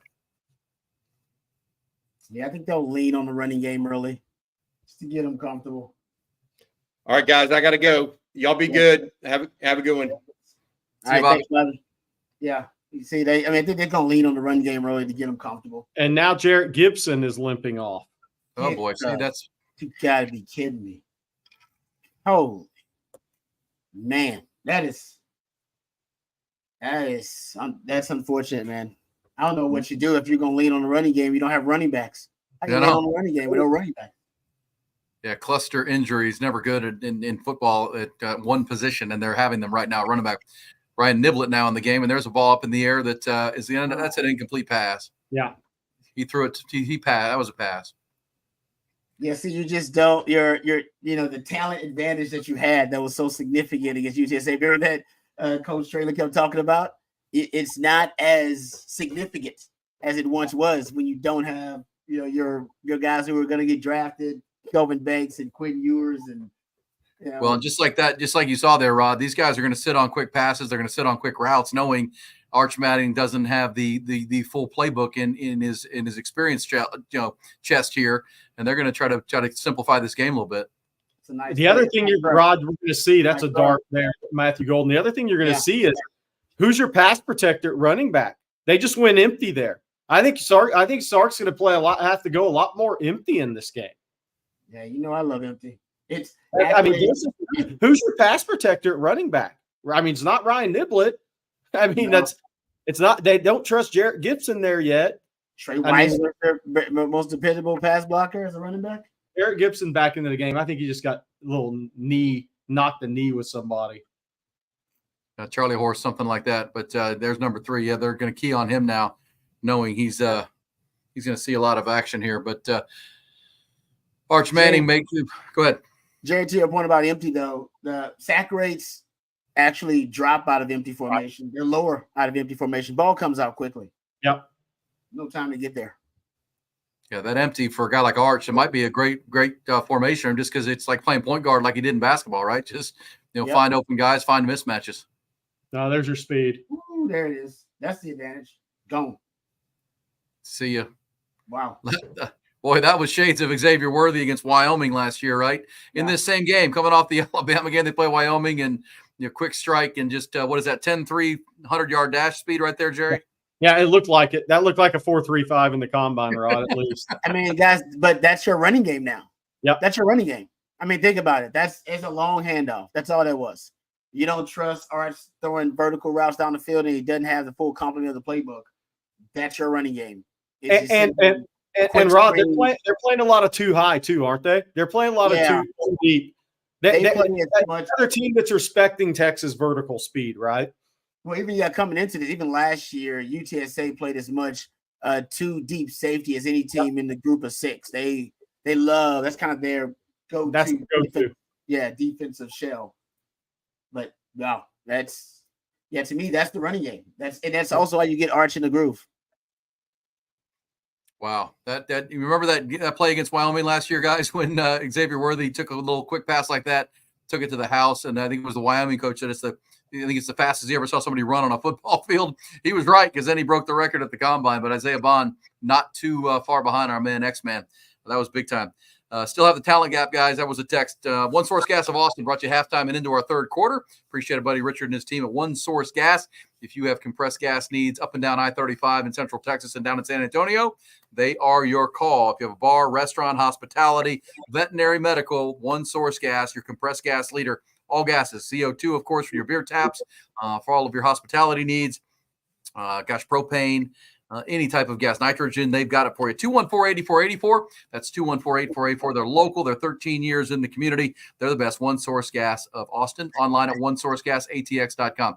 I mean, just the talent gap is still there, guys. I mean, it's just not as great as it was, Rod. I think you're right about that. Yeah, no, I'm not saying they don't have the gap, but it's just obviously, come on, guys. If you don't have Kelvin Banks in the game, and you don't have Qunn Ewers in the game, and the depth that you had when Arch was just your backup, then it's just not as as great. It's not the Grand Canyon side. Jaden blew out in this game as well. Yeah, so. And then Malik Muhammad went down. That's the point I was making, just about injuries. I wasn't trying to say that Texas doesn't have the talent advantage. That's all. Hey, by the way, here's a score. Here's a score that'll interest you. Toledo 28, Mississippi State 3 in Starkville at halftime. So those worried about the Mississippi State game in 2 weeks. Colorado State 14, Colorado State 3, about to go to half there. Just a couple of scores there. Auburn struggling with New Mexico as expected. Kentucky up on Georgia 3-0, 4.5 to go in the first half, but Georgia driving. See if there's another one of note. Vanderbilt down to Georgia State, 15-10 on the road, mid-third. Ole Miss up 23-6, mid-third at Wake Forest. So first Power 4 team they've played this year. They haven't driven up and down the field and scored 60 on them, 23-6 in that game. Here's a great super chat, guys. Guys, we have to pay attention as we come back, but Spaceman STEM, absolutely livid after that UTSA player Taylor was talking blank to Coach Sark. I hope Sark he's talking about the one on the face mask call where Sark was calling for face mask. I guess I read that wrong originally. I thought it was he said Coach Trailer. I thought Trailer. I was like, Trailer's not yelling at Sark across the field. That was 2 years ago. I saw that. Yeah, it was basically he was trying to get the ref to call the face mask, and I guess the UTSA player said something to Sark, and I'm glad Sark didn't go off. Sark just kind of kept his cool and said something under his breath and gave him the stare down. He gave him the evil eye. Well, there was a previous coach at Texas that probably would have responded to that. Exactly. Yes, great point. We've seen that before. Actually, no, we don't want that. We don't want that. You're a coach. You're good. You're above that. It's good. Send your players out there. Give them the code red. They'll go out there and execute it for you. All right, so Rod, this is a big series for Texas defensively because they started the game really strong, but now you look up and UTSA they had the busted false step by Benda, but they had a nice pass before that, so they had the one drive where 75 of their 188 yards came from. Then they got 18 on that last throwaway play at the end of the half. So that's 93 of the yards. But this is a big defensive series for Texas. You know the Texas defensive staff was not happy in the locker room at halftime. No, Yeah, the defensive after the one missed assignment. Oh, nice play. Nice play. Good job, Well, McCool. hey, Rod, talk about this because it's, we talk about the emotion here, and that's why I was kind of, hey, the crowd's got to help bring the Texas emotion out of the team this week. Because I don't care. It's human nature. You win at Michigan last week, and you're playing UTSA, and that really shows it to me more on defense than offense a lot of times. So kind of talk to me about that from a player perspective, because you had to have gone through that at some point as a player. Yeah, I think depending on the players you have and the leadership, you can use emotion a little bit more on defense. I think you can focus it a little bit more and harness it a little bit more on defense. So the crowd helps you, no doubt. You're trying to quiet the crowd on offense. The crowd feeds the defense a little bit, and I'm with you. I think this defense, man, it's a big moment for them because they can really kind of shut down this game and shut down any momentum from UTSA with shutting down this drive. Are you seeing more off coverage from Texas? Not quite as aggressive this week, Rod? Yeah, they haven't played as much bump and run in this game, and I think it's by design. They're probably trying to keep everything in front of them. They're still playing aggressive. Malik Muhammad made that great play on that. It was kind of a slant route that he broke up, got there a little bit early. But they're still sitting on the routes. They're not giving up a lot of cushion, even when they're playing off coverage. And Anthony Hill's just running sideline to sideline guy. We're seeing why he's an NFL player in the making. I mean, they can't. He's just running everything down right now. He was in the second quarter, and then here he is again, just running down plays. He and Michael Taff are all over the field right now. So long as we get the ball back, they're already up 35-7. Here's another super chat from Scott. Rod B, can their secondary do better? I saw Malik Muhammad back out there too. That's good. Can the secondary do better? Overall, they haven't been tested that much, and I think they've done a great job making plays on the football. My rule is make more plays on the ball than you give up. Last year, they were giving up way more plays than they were making on the ball. This year, they're making more plays on the football than they're giving up. There's no doubt about that. Jerry and I talked about it in the first half. I mean, how sticky is Manny Muhammad? I mean, he's on coverage. He's unbelievable. Like he's been. I said the only play I've seen him where he didn't have sticky coverage was that Torrey Horton target where Jahdae Barron got the interception because he was bumped off by Michael Taft. It was like a kind of rub concept that bumped off. That Taft Daddy bumped him off a little bit. But that's it, man. Every other play I've seen him, he's been sticky. And he's been unbelievable in his coverage so far this season. All right, 35-7 Texas. They're going to get it after that penalty. They're going to get the ball, and we'll see Arch Manning cranking it up. See who he goes to here. Oh, going deep, wide open. Wow, touchdown. Oh man, come on, too easy. Wow. Oh, had to be a double move. Or the corner slipped. Or play action because they were double move. I'm gonna say it's a double move. I'm gonna go double move. They're compressing obviously to stop the run, and Arch Manning now with his second touchdown pass in a quarter and a half.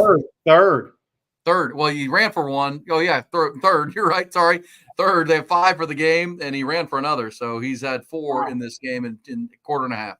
Yeah, 6 of 9, 171, 3 touchdowns now. 3 rushes for 53 yards. So dadgum, man, he may be the leading passer and rusher in this game for Texas. That would be something. Yeah, Ryan Wingo, though, that's another one of those freshmen that can. Every time that dude touches the ball, it's crazy. He's a big play. It is. Hey, how about Arch standing in and stepping into that throw, knowing he was about to get hit by 2 people? Yeah, no, he's special, man. I mean, there is no doubt about it. Like I said, we see the ups and the downs, but there are way more ups and way more wows than there are downs and valleys into his game. There's no question. You see the upside way more than you see the downside. That's right. Jerry, I saw your tweet with his picture with his parents before the game today. Yeah, so that's why I love walking down Bevo Boulevard before the game. And we had a pregame show we did today. So I missed the team getting off the bus. I actually love being down there for that because all the parents are there. And you see like the kids walking down Bevo Boulevard and coming over and giving a parent a high five or a hug, giving mom a kiss on the cheek. And that's kind of the cool things to me, part of the cool things about my job is the fans can also go down and see that. That's just cool to me, man. I love seeing that. And so, a lot of times you talk to these parents through the recruiting process and maybe you never meet them face to face, but you talk to them on the phone about their kids' recruitment. Maybe they watch Coffee and Football on our shows, Rod, all the time, and Aaron. So it was cool to run into the Wingos today. I think his uncle was there as well. But it was funny. I was talking to his dad, and the only thing his dad said was, keep improving. Ryan's got to keep improving. He's got to keep going. He's got to keep improving. And, the thing with Mr. Wingo, he's been through it before. Ronnie Wingo, his oldest son, was a tremendous football player as well. So he is all focused on development with Chris Jackson and his son maximizing his talent. Well, there it is. You said it, Rod. He's a big play every time he touches the ball. I mean, at some point, I'll calculate what his yards per touch are so far this year. It's pretty silly. No, it was 25 yards per touch coming into the game. I don't know what it is now, but that's what it was coming into the game. He was averaging 25 yards per touch. And now I don't know what it is, but every time, if you target him basically 2 or 3 times, he's going to have a big play out of those. He's a freak, man. He's a freak. So that's crazy. That guy is unbelievable. Like I said, I don't know how you don't have him in the rotation more. It's undeniable at this point. You can't deny him more reps. It's irresponsible. You would be like Tom Herman with Bijan Robinson if you don't play Ryan Wingo more. Like, we kind of at that point, it's like he's got that kind of upside and potential. Like, hey, man, you got to play that guy more. Bobby Burton said he's the most talented recruit you've had at wide receiver since Roy Williams. At this point, if we don't start looking up and him getting more reps every game, that's Tom Herman like malpractice, sir. I'm not saying it's, but it's denying a prodigy. You can't deny the prodigy, man. Well, and I think when you recruit like this, Rod, and we talked to Jared and I talked about in the second quarter, the luxury of these 3 games where I would say if you don't get him more involved, but if you don't make sure that he and Colin Simmons and maybe Jarrett Gibson are huge factors come to that stretch in October into November and beyond, then you're wasting your bullets at that point. If those guys aren't becoming more than just freshmen, they're actually becoming difference makers in big spots in those big games, I think you're missing the boat there, because both of those guys, and certainly Jarrett Gibson running the ball, can become huge factors in going to raising your ceiling as a football team. Agreed. I'm with you. Yeah.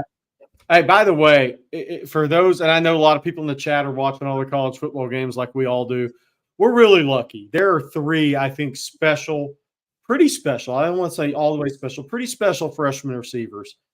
Jeremiah Smith at Ohio State, Ryan Williams at Alabama, and Ryan Wingo here. I mean, these 3 guys are all going to be first-round picks, maybe higher first-round pick level guys. So we're pretty lucky to have those 3 guys in this freshman class. It was a great class of wideouts coming out of high school last year, and the top guys are delivering. Well, props to Rod. You've called it the deepest position in football for years and years now. And we're just seeing that continue to become more deep. Yeah, no doubt. I mean, Ryan Wingo right now, guys, averaging 30 yards per touch. Exactly. It's silly. He's only got 7 touches. But he's going because he had that one rush for 55 yards or whatever it was. Colin Simmons just got held. Did they throw the flag? No. That would have been a sack. They didn't call. 75 grabbed his jersey. I mean, they didn't call that. That would have been a sack. Yeah, that seems pretty silly. But, yeah, they can't block Colin Simmons. No one really can, but they certainly cannot. And, again, those guys, Jerry, those 2 guys, Wingo and Colin, I mean, they could become – if you're going to try to win a national championship, you get to December and January, those are the kind of guys who are now difference makers for your football team in the biggest of games.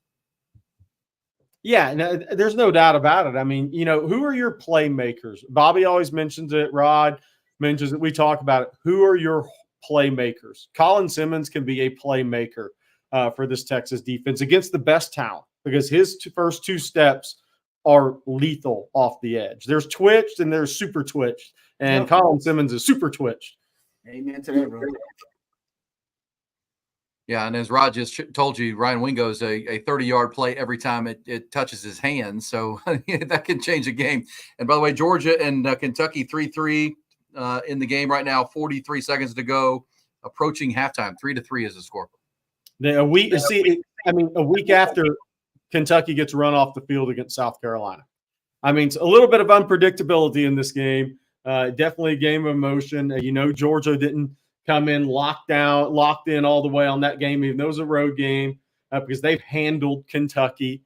I mean, I think Kentucky had 130 yards against them last year or something like that, maybe even less. But again, game of emotion. Kentucky was coming out after getting embarrassed the week before.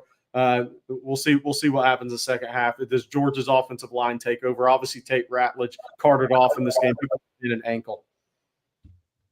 Toledo's leading Mississippi State now 28-3, guys.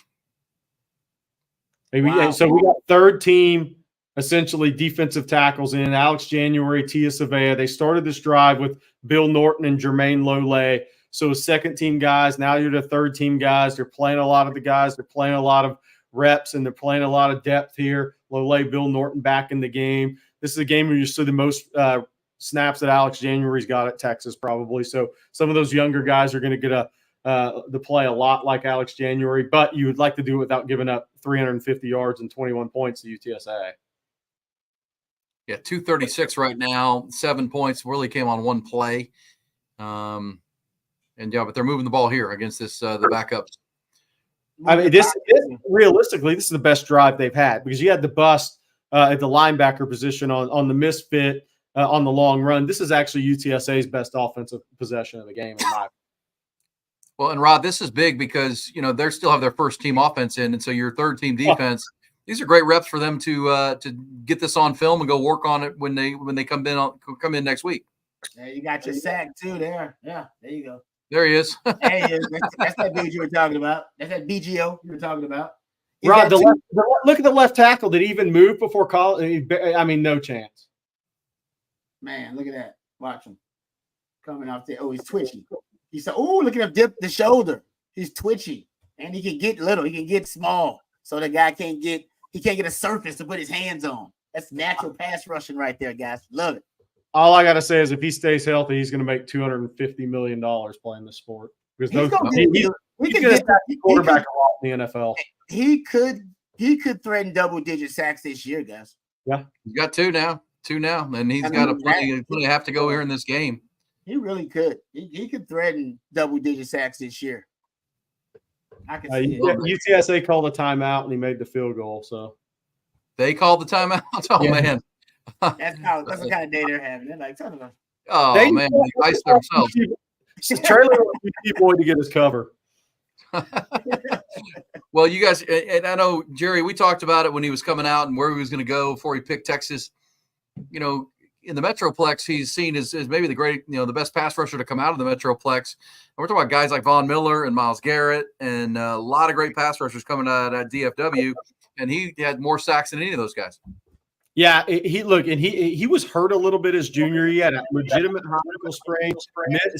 He wasn't really probably 75% the last half of the season. His junior year is unbelievable. I mean, I think he had 22, 24 sacks, and that's playing against – that's the District of Doom. That's 6A playoffs. That's a national schedule.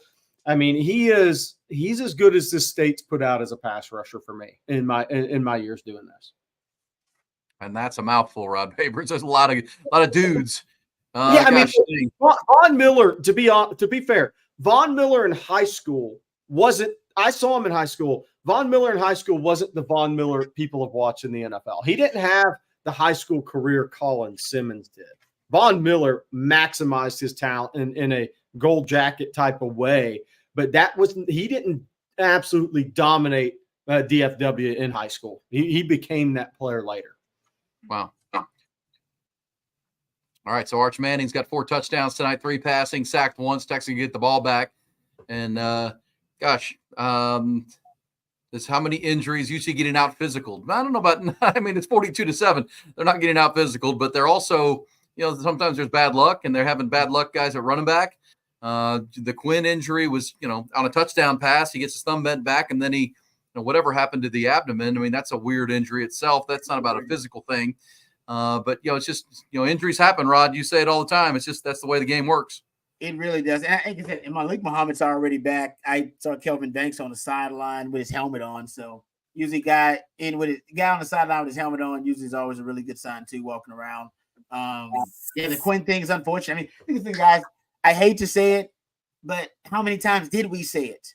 Right? The best predictor of future events and indicator of human behavior is to study past events and past human behavior. Qunn hasn't made it healthy through an entire football season since his sophomore year of high school. And out of the last 25 years, Texas has had only, I think, 7 seasons in the last 25 years where they've actually just needed one quarterback that started and finished every game. History would tell you he wasn't gonna make it through every game. I mean, now I hate to say it because we were hoping, I was knocking on wood, but that's just the truth. And that's why it was so important to get everybody valuable reps to make sure that everybody was ready to go. You just never know. Yeah. And this is, I mean, again, it's unfortunate. At the same time, could be best case scenario in that you're getting Arch Manning significant reps against a first team defense with a halftime to make adjustments, to go through that process for the first time in his career. You're also getting a lot of guys on the field. It's still 6 minutes to go in this third quarter. They're going to play a lot of reps here to the end of the game, the backups. And we know Louisiana Monroe's the next team, and then Mississippi State is losing by 21 points to Toledo right now. So, I mean, I'm not going to go out and play doctor on on Texas Football Watch, but I'm assuming Qunn will be back and healthy before you play Oklahoma in a month at this point, right? I'm assuming that's the case. It doesn't look like a long-term injury. This may end up being a very fortuitous thing for Texas to get this many guys on the field, get this many reps against team. You're already up 42-7. Your next most important game is coming up in October in Dallas against the Sooners. Totally agree. Like I said, it's not doomsday because you have depth, and like I said, I don't think it's a serious thing either. I'm with you. I haven't done any Google research on WebMD or anything about strained abdomens, but that's not something that's gonna be debilitating and end the season. So you just need Arch to step up for a few games, like has been the case for Sark's whole tenure. Has Sark had any quarterback make it through an entire season unscathed? That's the kind of the reality now. I mean, you got to make sure you have a backup that's capable enough to help you, bridge the, weather the storm and bridge that gap, whatever it is. And Texas does, by the way. They got the best quarter. They got the best backup in the country. So Texas is good. Yep. All right. By the way, it looks like Kentucky's going to try to kick a field goal here before the half. They're going to try to get a touchdown. There's about 9 seconds to go, and they will, if they don't score it, they're going to have a chance to kick a field goal. It's 3-3, Georgia and Kentucky from Lexington here in the approaching halftime there. So we'll keep you posted. And there is a good play by, is that Denver Harris? That's the A&M transfer there? Yeah, A&M and LSU transfer. Yeah, that's right, twice. So, but this is there we go on a 2nd and 18. Let's see what the call is here. It's interesting. Okay, I want to keep it simple. Yeah, I agree with that. You don't want to put him in harm's way. Yeah, punt's not a bad thing here. Any drive at this point that ends with a kick, you're feeling good about, and you're up 35. I know there were some gamblers out there that would like to see this, go up a little bit more, and then, we'll be good. But that's for you guys. Yeah, once Qunn went down, all that stuff, all of our predictions and all that went out the window once Qunn went down. Now it's just, you want to see guys. First of all, want to see Texas healthy. Oh, empty again. They're an empty. Yeah, going empty. It's gonna be a short. It's gonna be a short completion though. Yeah, exactly. Empty essentially.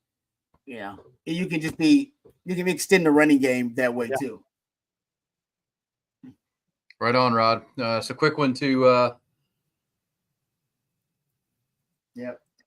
the outside, and you'll punt the ball here. Hey, you're getting your punter some work. He hasn't had no work. This guy's been doing nothing. It's true. Jeff Banks now has some film to watch on his punt coverage units that he can work on. Seriously. I want to see the Gunners. They ain't got no work either. I know. They go to the special teams meeting on Mondays, and it's like, man, what are we doing here? What do we got? Oh, nice play. Good job. 2-4. Kentucky field goal good at 6-3. Kentucky at the half, guys. Who had that one after Kentucky got smoked last week? I mean, it's so Kirby will go in there and give his drag car racers a tongue lashing and get them ready to roll for the second half. Hey, by the way, What the hell is going on in Georgia? What the hell is going on? Can we discuss? Do we need an intervention? What is happening? Yes. Look, Yes. I saw the mounted police on their horses walking down Bevo Boulevard this morning. I almost took a photo and sent it out on Twitter, suggesting that Kirby get his Georgia players those to move around campus in. They'd be better off, right? But somebody said in our ontexasfootball.com, but they still have too much horsepower. Yeah.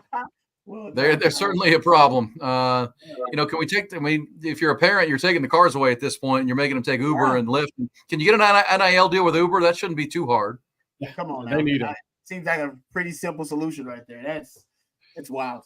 I think it'll be interesting to see Tate Ratledge's injury, what they're saying about that. Georgia has 65 yards in the first half of that game. Wow. And I'm interested to see there's Sadir Mitchell in the game. You know when Sadir's in the game because there aren't many guys 6'6", 360. Okay, so they look different on the defensive line. So Sadir getting some snaps here for the Horns. Yeah, he's a big man. By the way, Alex January is kind of ahead in the rotation that Sadir Mitchell did. Yes, that is correct. Sadir is technically fourth team. Him and Alex January out here right now with Finkley and Ethan Burke. I think you're seeing Jordan Johnson Rebel, I think, is on the field right now. So some third team at a lot of spots in the game right now. Second team, obviously, at the edge spot. But third team, fourth team on the interior, and maybe at a nickel or safety spot here. Probably safety with Jordan Johnson Rebel since McDonald's out. A lot of guys playing, yeah. Oh, Anthony Smith is in at linebacker. Oh, man, guys. Anthony Smith's going to be a hellacious football player. Ooh, look at him shoot that gap. That was nice. That's nice. That was an underrated flip. Whoa. But Rod, I just want to tell people about Ty Anthony. When I went to Jasper, and I sat down with Coach Carmody, who's got a lot of experience with really good players at Manville, and I asked him about Ty Anthony.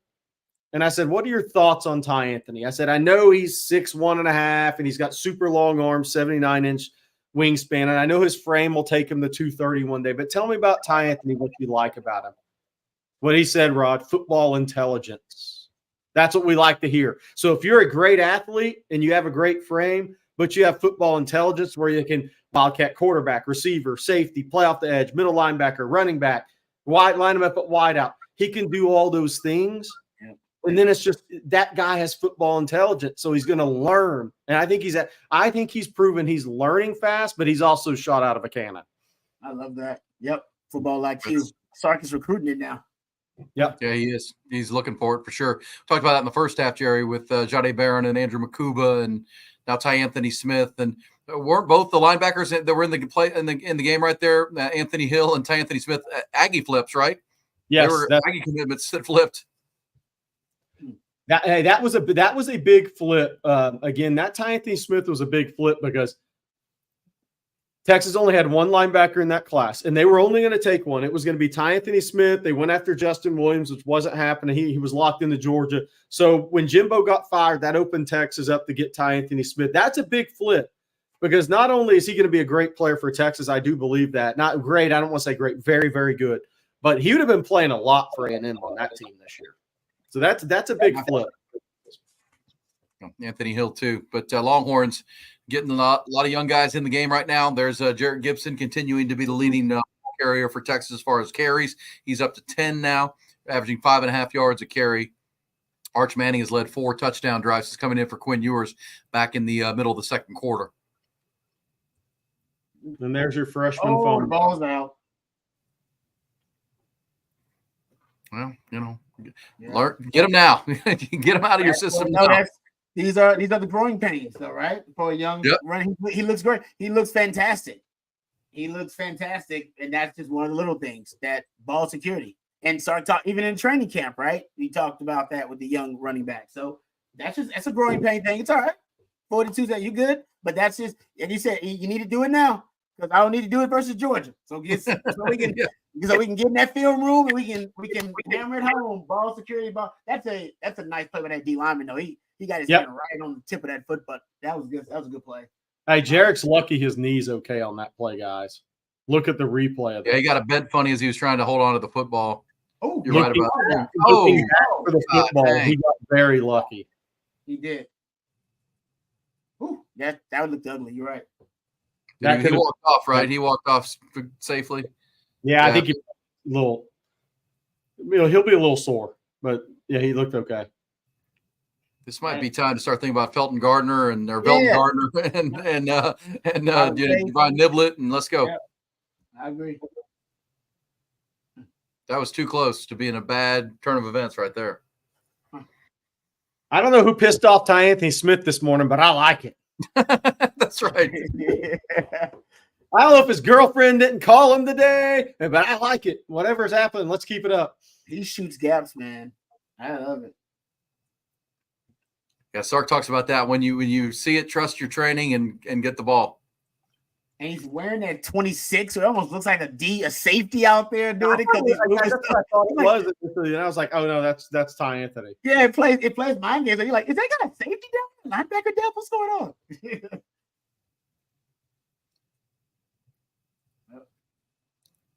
Yep, running with sideline to sideline. Hey, what did you guys think of DeMarvion Overshown last week against the Browns? How about that guy running side to side? That was unbelievable. I did not see that game, so I cannot comment, but I did see the box score. It was impressive. They basically have a package almost for Demo with the Cowboys. It's almost like, right? It's almost like a package where they feature him, which I didn't think Zimmer would do that because he's kind of a Dan Quinn guy, right? He's a hybrid, so we all figured Dan Quinn was going to love him because he would fit perfectly in that system that's built on hybridism. But I would give Zimmer some credit. It's been underrated how he's utilized Micah Parsons early on and what he's done with Demo and some of the pieces that Dan Quinn kind of handpicked for that defense. 100%. Almost like he was a lot of the plays he was kind of the design quarterback spy for Deshaun Watson. And, they're going to see Jalen Hurts twice this year. They're going to see Jaden Daniels with Washington this year. I mean, they're going to see a lot of guys that can run, and that might be his role. You had more quarterback runs and more yards from quarterback runs in week one than ever before. But you're going to see that increase more and more, right? Because everybody's going to face a dual threat quarterback at least 6 games out of the year. Hell, if you don't have one on your roster to help you get a good look on your scout team, that's a mistake. And if you don't have a defensive piece like a DeMarvion Overshown to spy, it's also a mistake in the league. You should have both on your roster somewhere. There were a couple plays where Deshaun Watson, he's out of his mind anyhow, but he was stunned at how quickly DeMarvion Overshown closed on him. Yep. And on a 4th down play, he didn't even get rid of the ball when he should have run the ball and at least throw it on 4th and 5. All right, here comes Silas Bolden trying to return a punt. There you go. There's the look out. There's a flag. We got yellow. Hey, Rod, what did we say about this guy? He'll be hell on wheels in the CFL, man. When he can play him in motion going towards the line of scrimmage. Oh, that's scary. Yeah, man. That's scary. That guy could be a all-pro CFL or whatever they call an all-pro in the CFL. That guy will he's got a career in football. If it's in the CFL, he'll be an all-league player.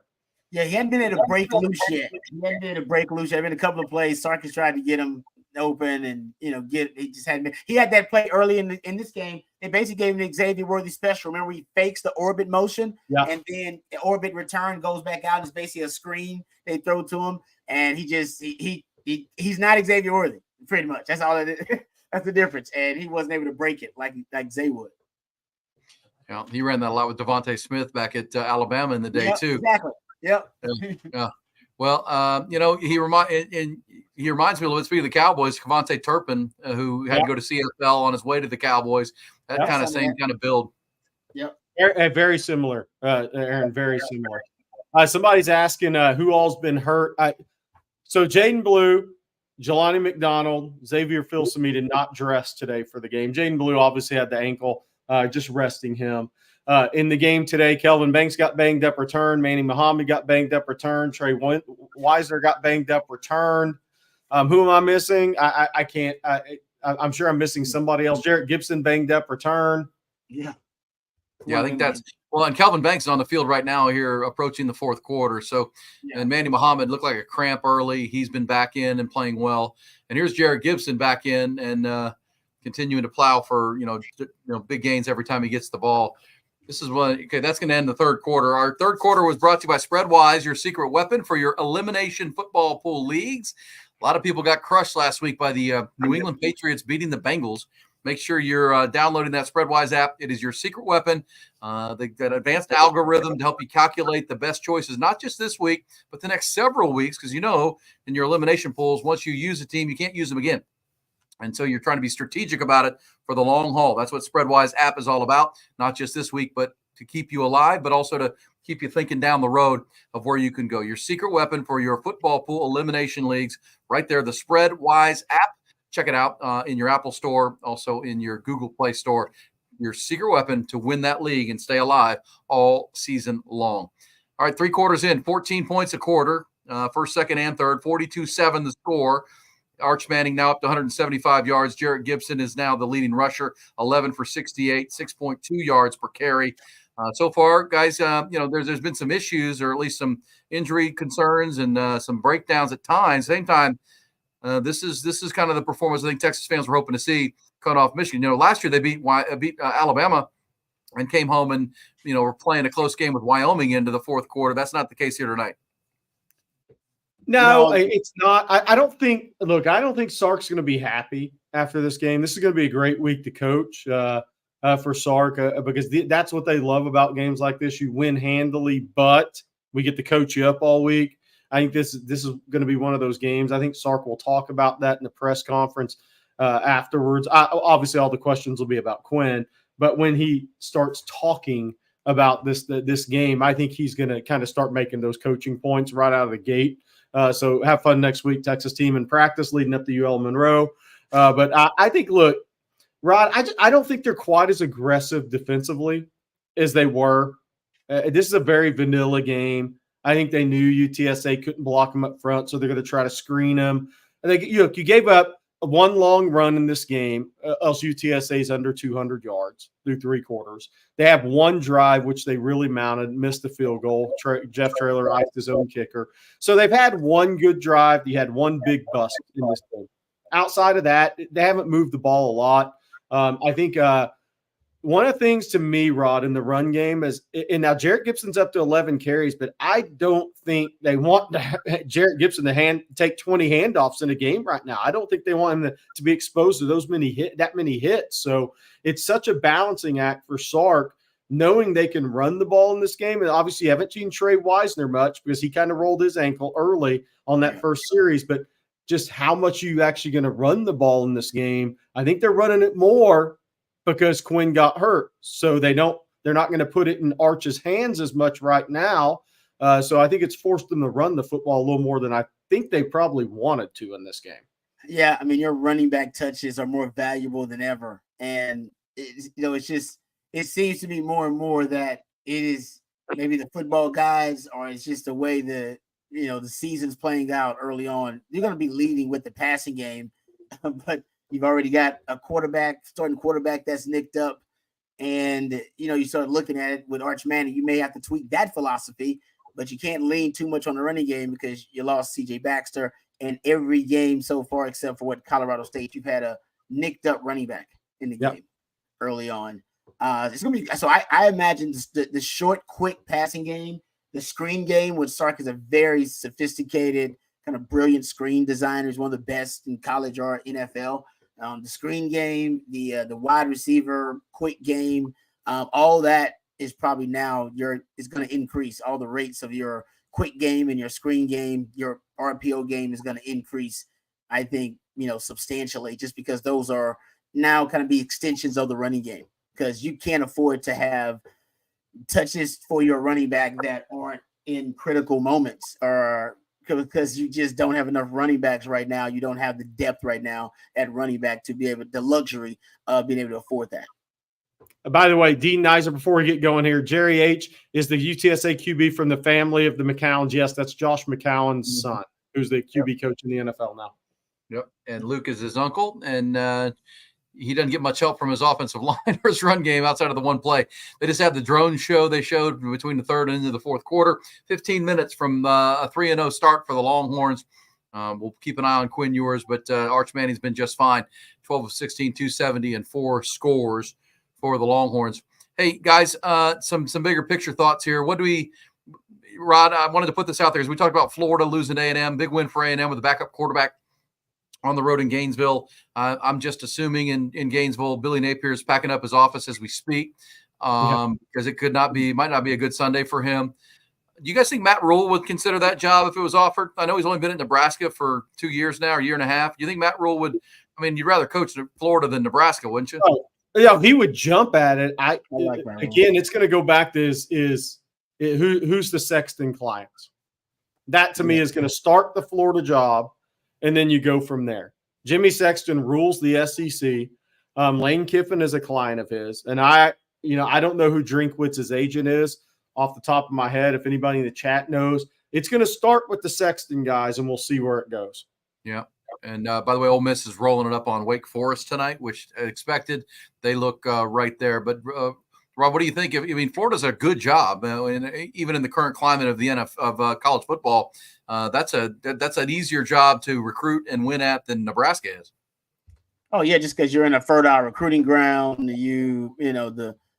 the South, is where kids want to be. It's harder to recruit kids to the North in Nebraska. So I'm with you. I think it's a sleeping giant right now. There's no doubt about it. They get the right hire like Texas. It wouldn't take long to turn around Florida and to make them a championship contender. I mean, in the transfer portal NIL era, you could turn that thing around in 2 years. You really could. Well, and Jerry, we talked about it this week when you came on the show. I mean, Clemson's down. Again. I'm telling you, dude, he did it again. That was a heck of a throw and catch there, guys.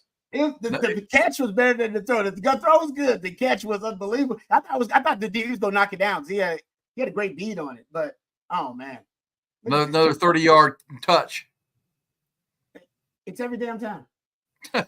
He's now to gosh, what is he? 3 catches for 130 yards right now. It is malpractice if you don't get that dude the ball more. Yeah, it is malpractice. What is it? They can't cover him. 3 for 127. That's crazy. Wow. That is crazy. Hey, what'd y'all think of Alabama today? They went to Wisconsin. I know Wisconsin's quarterback got hurt in the first series, but they put up 42. You mentioned the receiver, Ryan Williams, Jerry, the freshman. He's got elite speed. I didn't know until I saw the game today that he's only 17 years old. Jalen Milroe looks better. I mean, they've got elite team speed on that Alabama team. Here's a great throw by Arch Manning, guys. Hey, UT boy, here you go. Oh, yeah. Dropping the bucket. Touchdown. Dang. So Arch has 9 completions and 4 touchdowns, 3 runs and a touchdown. That's not a bad first game to really play a lot, is it? No. Not at all. I mean, hey, listen, let's already send to the national media. There is no quarterback controversy here. Qunn was 14 of 16 for 185 and 2 before he left the game. So they were going to score a lot of points tonight. But yes, Arch Manning certainly looks the part. That's a night. That throw was amazing. That was a great play underneath the slant and then over the top for the obviously read they were going to get man coverage there and hits the wheel route for the drop in the bucket back at the end zone. Jonte Cook with 2 touchdowns tonight for Jonte? 2 touchdowns for Jonte. By the way, for the people in the chat about the calls in this game, it's a Big 12 officiating crew. So send your remarks to Brett Yormark. Hey, by the way, I was in San Marcos Thursday night for the Texas State game with Arizona State, and that was a Big 12 crew. That was bad, real bad. Oh, yeah, that was bad. By the way, that'll be interesting. So the coaching carousel will be if a Lane Kiffin takes the Florida job. But the hard thing about Florida, here's the problem. Let's talk about this during a commercial. This is one of the things that I have an issue with college football right now. They want to do away with the spring portal. So you're telling me if you have a coaching change, the signing day is moved up to December 4th, and you're only going to have one portal opening in December through early mid-January as well. I mean, can you even fire a coach anymore? Because here's the problem Florida's got, guys. If that job when that job opens up, Florida's going to want Lane Kiffin. What's the problem with wanting Lane Kiffin? He may be in the 12-team playoff. What's the problem with wanting Eli Drinkwitz? He may be in a 12-team playoff. We don't know yet. So what do you do? Do you hang out if you have a backroom deal done with a Lane Kiffin? Do you hang out? You're losing signing day and you're losing the portal. Yeah, because they could be coaching all the way till early mid-January. Yeah, that's why they better keep a spring portal. I mean, if you make a coaching change, you're totally screwed for the first year, for sure. First recruiting class, first portal class, there's no way to do it. Your top choices, unless you, Rod, think outside the box and think of somebody else. I don't know. I mean, that where Matt Rule could come in or someone along those lines. But, man, it really does put a program in a tough spot. You don't want to keep Billy Napier because he's underachieving dramatically, but you also have to find a coach. Yeah, man, I'm with you. I mean, that's tough. I think you do whatever you got to do to get the right coach.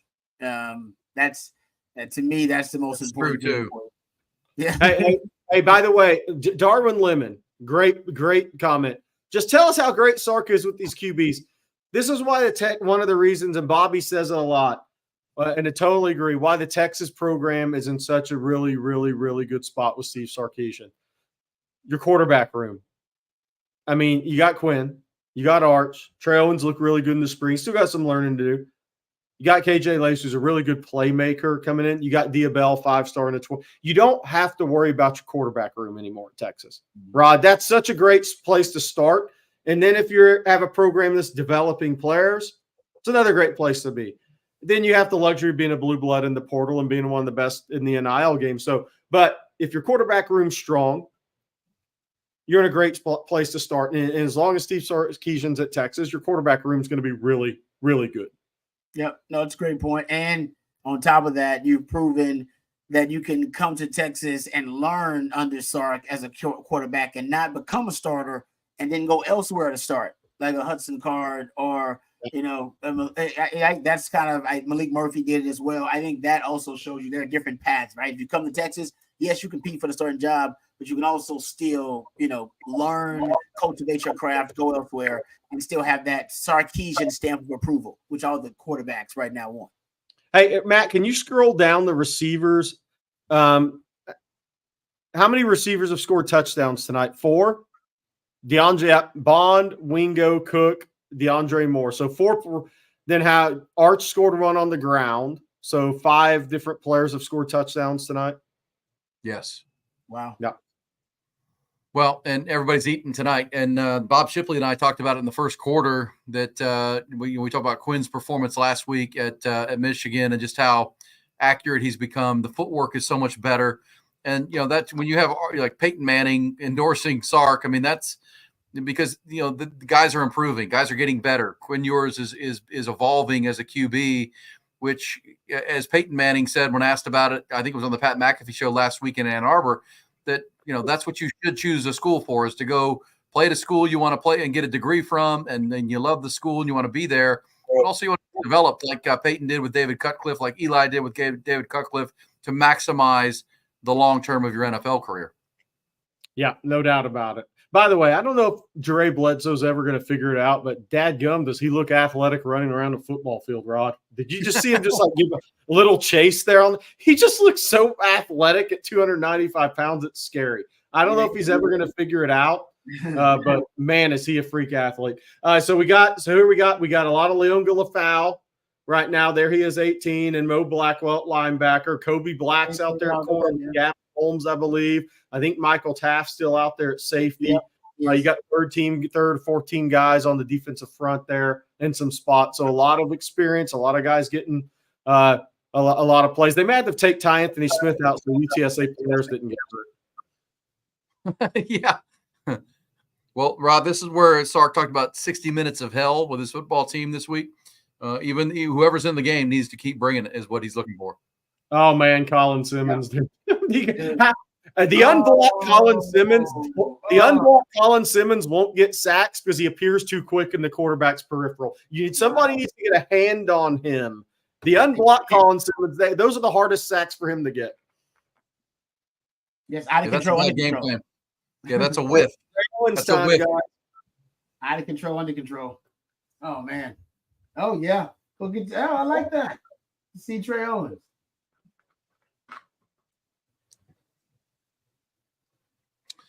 (49-7) Texas here in the fourth. They're going to get the ball back here. And Arch Manning. Do we see Trey Owens at some point, guys? And he looks like they just went to him on the camera. I have it the volume turned down, but it sure looks like he may come into this game. Yeah, he was buttoning up the chin strap. So yeah, he probably didn't think he was going to have to do that tonight. Yeah, but again, I mean, see Trey for the first time. By the way, somebody's asking, will G.J. Kinney get a job? Will he get job offers after the season? No doubt. Here, I'll give you a prediction. And I'm not saying Lane's going to Florida. If Lane goes to Florida, I'd watch out for G.J. Kinney at Ole Miss. Yeah, because the name that's going to immediately jump up for that is Baylor because of his dad's ties with his late father's ties with Baylor. But Ole Miss a better job than Baylor right now. Yes, no question. And GJ, he's a real, I mean, that guy, great Italian evaluator, great developer of players, great relationship builder with his team and his locker room, and his offense is extremely innovative. Ooh, so offensive line here, Trevor Gooseby at left tackle. I believe that's Cole Hudson at left guard. Neto at right guard. I assume Brandon Baker's your right tackle. I need to look on this play. And your center should be Connor Robertson right now. And your quarterback is Trey Moore, the freshman from Cy-Fair down in the Cypress Fairbanks ISD. The original school of Cypress Fairbanks. And yeah. Hey, Rod, I called Milton Gardner over 100 yards in this game. I think he's going to get it in the fourth quarter. He might. He'll get a lot of. He gonna get up to 10 rushes at least. Yeah, give the Rock a lot. Hey, Jerry, don't you got young people with ties to Cy-Fair, correct? I do. My son had classes with Trey Owens. They used to play a little poker in classes that were boring as seniors, but yeah. My son graduated from Cy-Fair last year as well, and it's kind of funny. We were at a game last year. And my son didn't want to tell Trey, Jerry, my dad's Jerry Hamilton, the guy that covers your recruitment, whatever, does on Texas football. So one day we were in this football stadium last year. I think it was, I can't remember what game it was. And Trey kind of saw us because he was there at the home game visiting, and he kind of did a double take. And I was like, yeah, that's my kid. And so it got kind of funny after that. I don't think my son wanted to tell him, that my dad's the guy that bugs you all the time about recruiting. Oh, ball. There you go. Knocked down. Well, again, guys, we talked about it at halftime. I mean, this is not optimal to suffer an injury at quarterback, but to be in this comfortably in the lead, you're getting a lot of quality reps for guys that you want to see continue to get reps. I mean, this is not spring practice anymore or training camp. This is an actual game. This is really valuable for these young guys. Yeah, because right now, I mean, the truth is we don't know how long Quinn's going to be out or the severity of his injury. Oh, nice move by Silas Bowden. So you got to get, as a coach, you hope for the best, but you got to plan for the worst. So planning for the worst would mean, all right, I got to get Trey Owens some reps in case he's my backup quarterback for a game or two, which could be realistic depending on the diagnosis for Qunn. Yeah, well, and think about, Rod, when you first were there as a freshman at Texas, or when you first were on the field, there's such a difference between standing there watching and then actually being out there and playing in a game, and that's a whole different animal for a lot of these guys. That's a big time thing to get that out of the way, to get those reps, and then go have that film and that tape to watch how you did. Yeah, just the speed, right? The speed of it, being able to process everything real time as a player, no matter what position you're playing. You're kind of waiting for things to slow down. You're drinking through a fire hose most of the time, just trying to worry about alignment, and everything lined up the right way. And as a quarterback, I can't imagine because you're responsible for others. But just as a player, to make sure that your assignment sound, alignment sound early on, and then be able to go out there and execute and make actually make a play rather than just going out there to make sure that you are in the right place. And that your coach can trust you to be in the right place and to know your assignment. So I think for those guys, man, it's invaluable, right? You can't quantify even against UTSA, and UTSA is not what you're going to see in the SEC or, up against tougher opponents, but it's still, man, in-game live reps, because even in practice, there's no way to replicate what you do in the game and the speed of it. 100%. And just to get your feet wet in that environment and play in front of 100,000 people, we got a message from somebody that's at the games that the crowd is sticking around, they're staying. So you're getting to have that, get that out of the way and playing a big ball game here. That may happen again next week, and who knows, man? Mississippi State looks pretty miserable against Toledo tonight. Maybe 3 games in a row with that opportunity. A 35-3 right now. Georgia now down 9-3 in Kentucky driving. But yeah, Mississippi State down at Toledo 35-3. Now, Toledo, really good young coaching staff with coaching staff that's going to be on the move. I think Franco Cam's on that staff, right, Rod? At Toledo? I think you're right about that. I got to go check it, yeah. They're pretty good G5, got a good young staff there, but still 35-3 at home after being down 27-3 early against Arizona State last week in Tempe and having to fight back. They have an issue. They can't stop the run. They couldn't stop the run against Arizona State. I haven't checked their box score this year. This game, I'd be shocked if Toledo's not running it on them based on last week. By the way, I just put out a tweet, guys, in the chat of Sark and Michael Terry before the game. Michael Terry just sent me that picture, so I'm about to put that up for you guys. Oh, nice. Michael Terry, the 5-star athlete from San Antonio. I saw where Michael Terry's dad shouted out CJ Vogel for being down there at the game last night for Alamo Heights. That's pretty cool from the Texas football team. That was pretty awesome to see. And by the way, that you mentioned Kentucky, Georgia. Georgia kicked a field goal at the end of the half, had a long drive before they kicked it to go up 6-3. Then they had the ball coming out and went down and took up about 6 minutes and kicked another field goal. So now they're up 9-3, and they've kept Georgia off the field. So obviously still only 6 points down, but Georgia just getting the ball back for the first time in probably an hour of TV time. By the way, I don't know if you trust the real analytics, speed, all that stuff, but they're saying Arch hit 20.7 miles an hour on that touchdown run. Now, Rod would have probably hit 24.5 on real analytics, to be fair. I know. That's going to be I don't know. Everybody hitting 20 miles per hour now, apparently. Yeah, I think it's somewhat hyped up. So.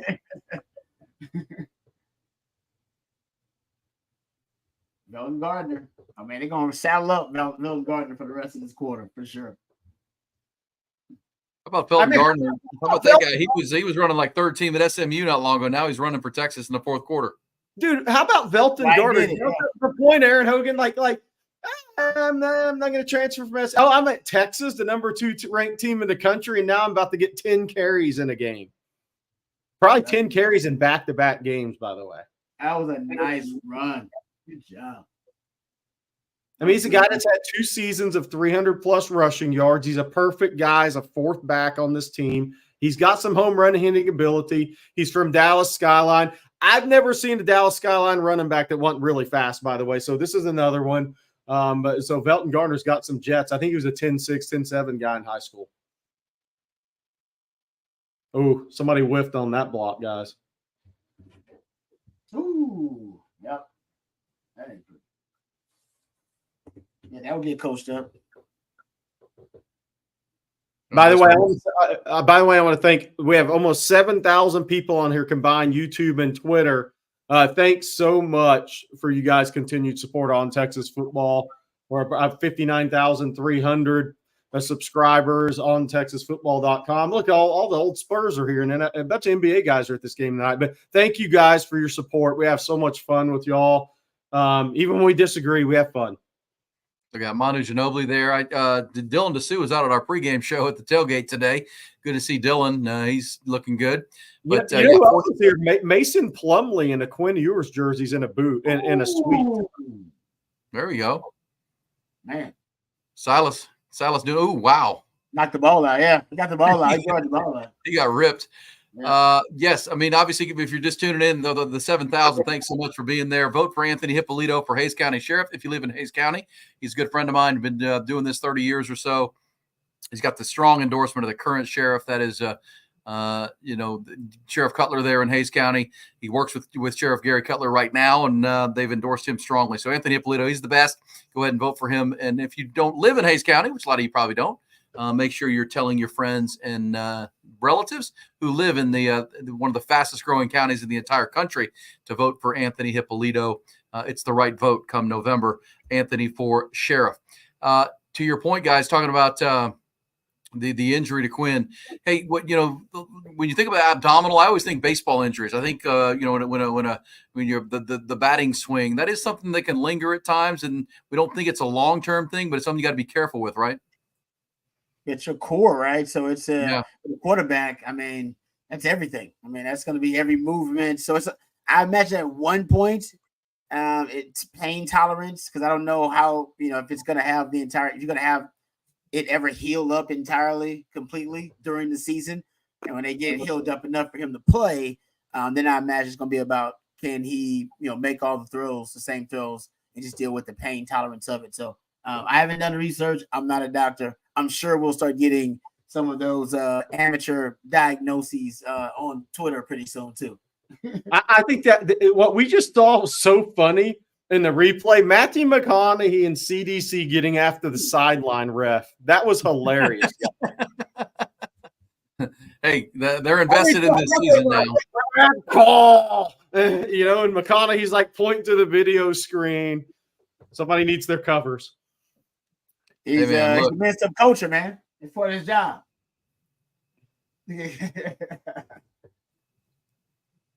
Well, that's funny. There was a video from McConaughey's wife.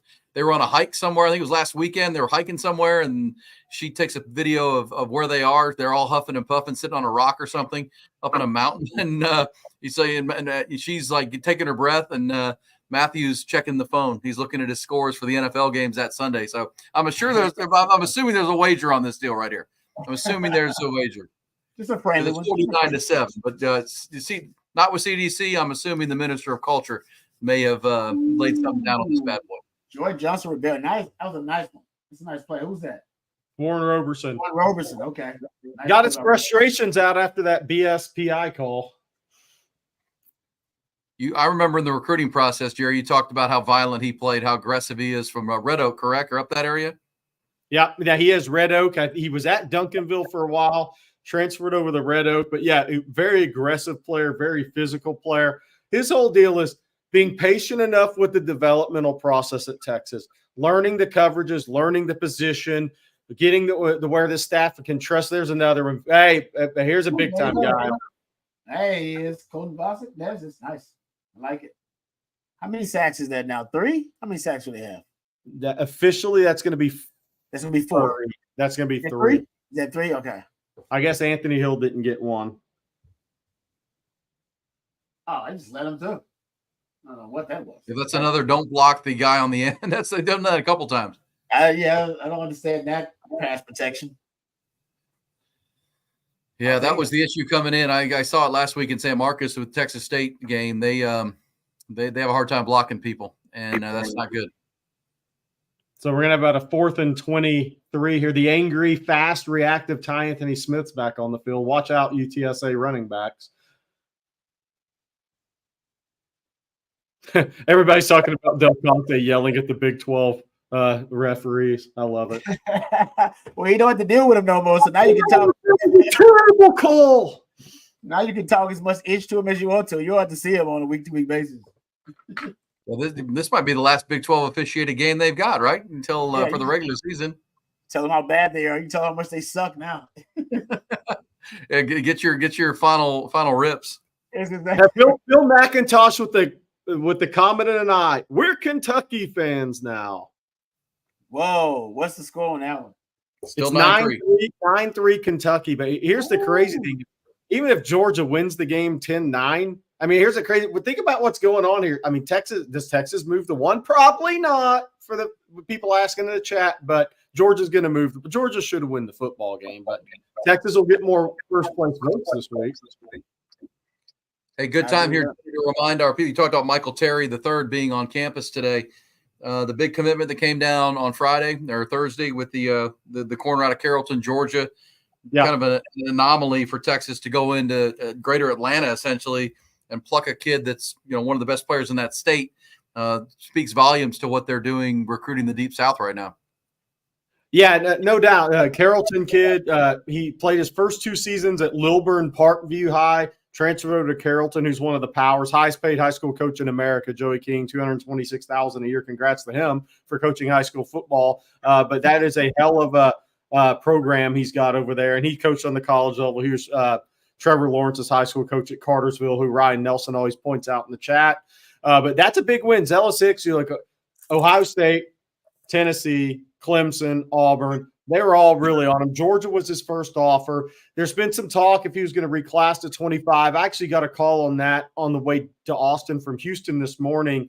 And it looks like if he does that, it's going to take some summer school work. So it's not like he's got the credits right now. That would be more of a process for him if he wants to get that done. So definitely not a lock. He becomes a 2025 guy. That would depend on how much he wants to put into that.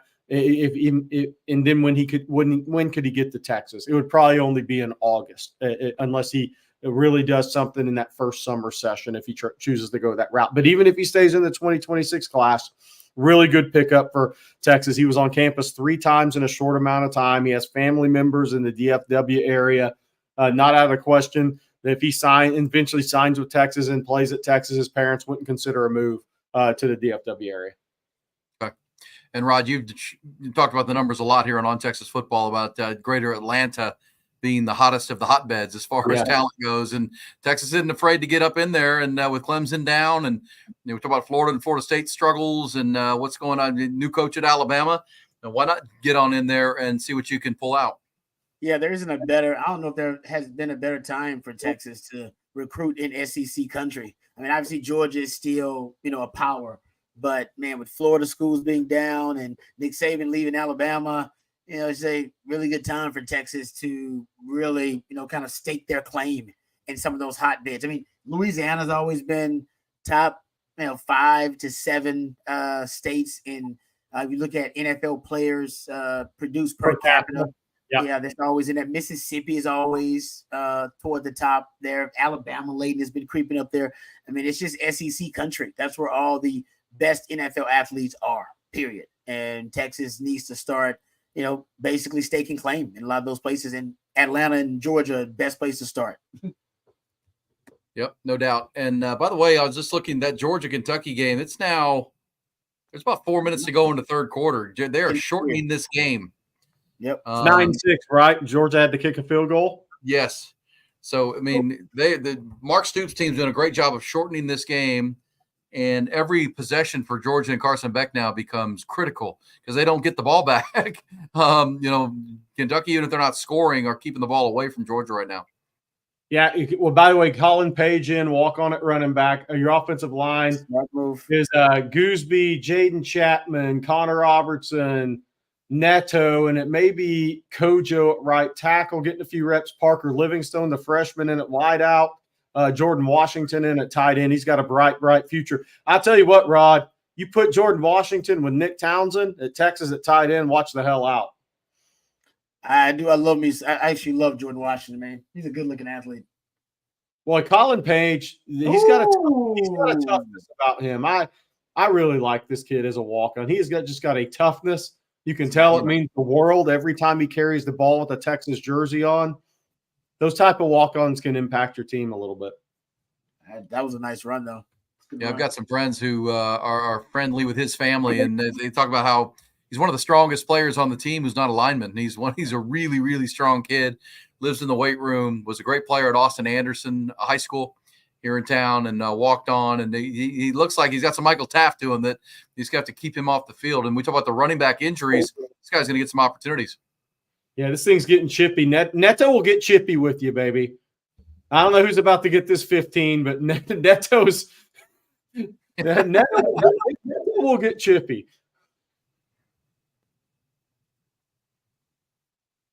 He got the call. No, got him. It's all right. Big 12 officials, but there was some extracurricular, no doubt about it. I'm not sure who started it, but he just got caught. That's all. For the people that are asking, we have so many people that have come into this chat different times. If some people are talking about Qunn abdominal strain, that's what Sark said. No ice on ribs, so it's not a rib injury. Abdominal strain. We don't know anything more than that. We'll see what Sark has to say in the post game. Yeah, but as you said, Rod, that's a core injury. That's just one of those. Even if a week from now, 2 weeks from now feels good, it can. You're always concerned about it now. Rest of the way, and Arch Manning has certainly come in and done just fine. But this is UTSA.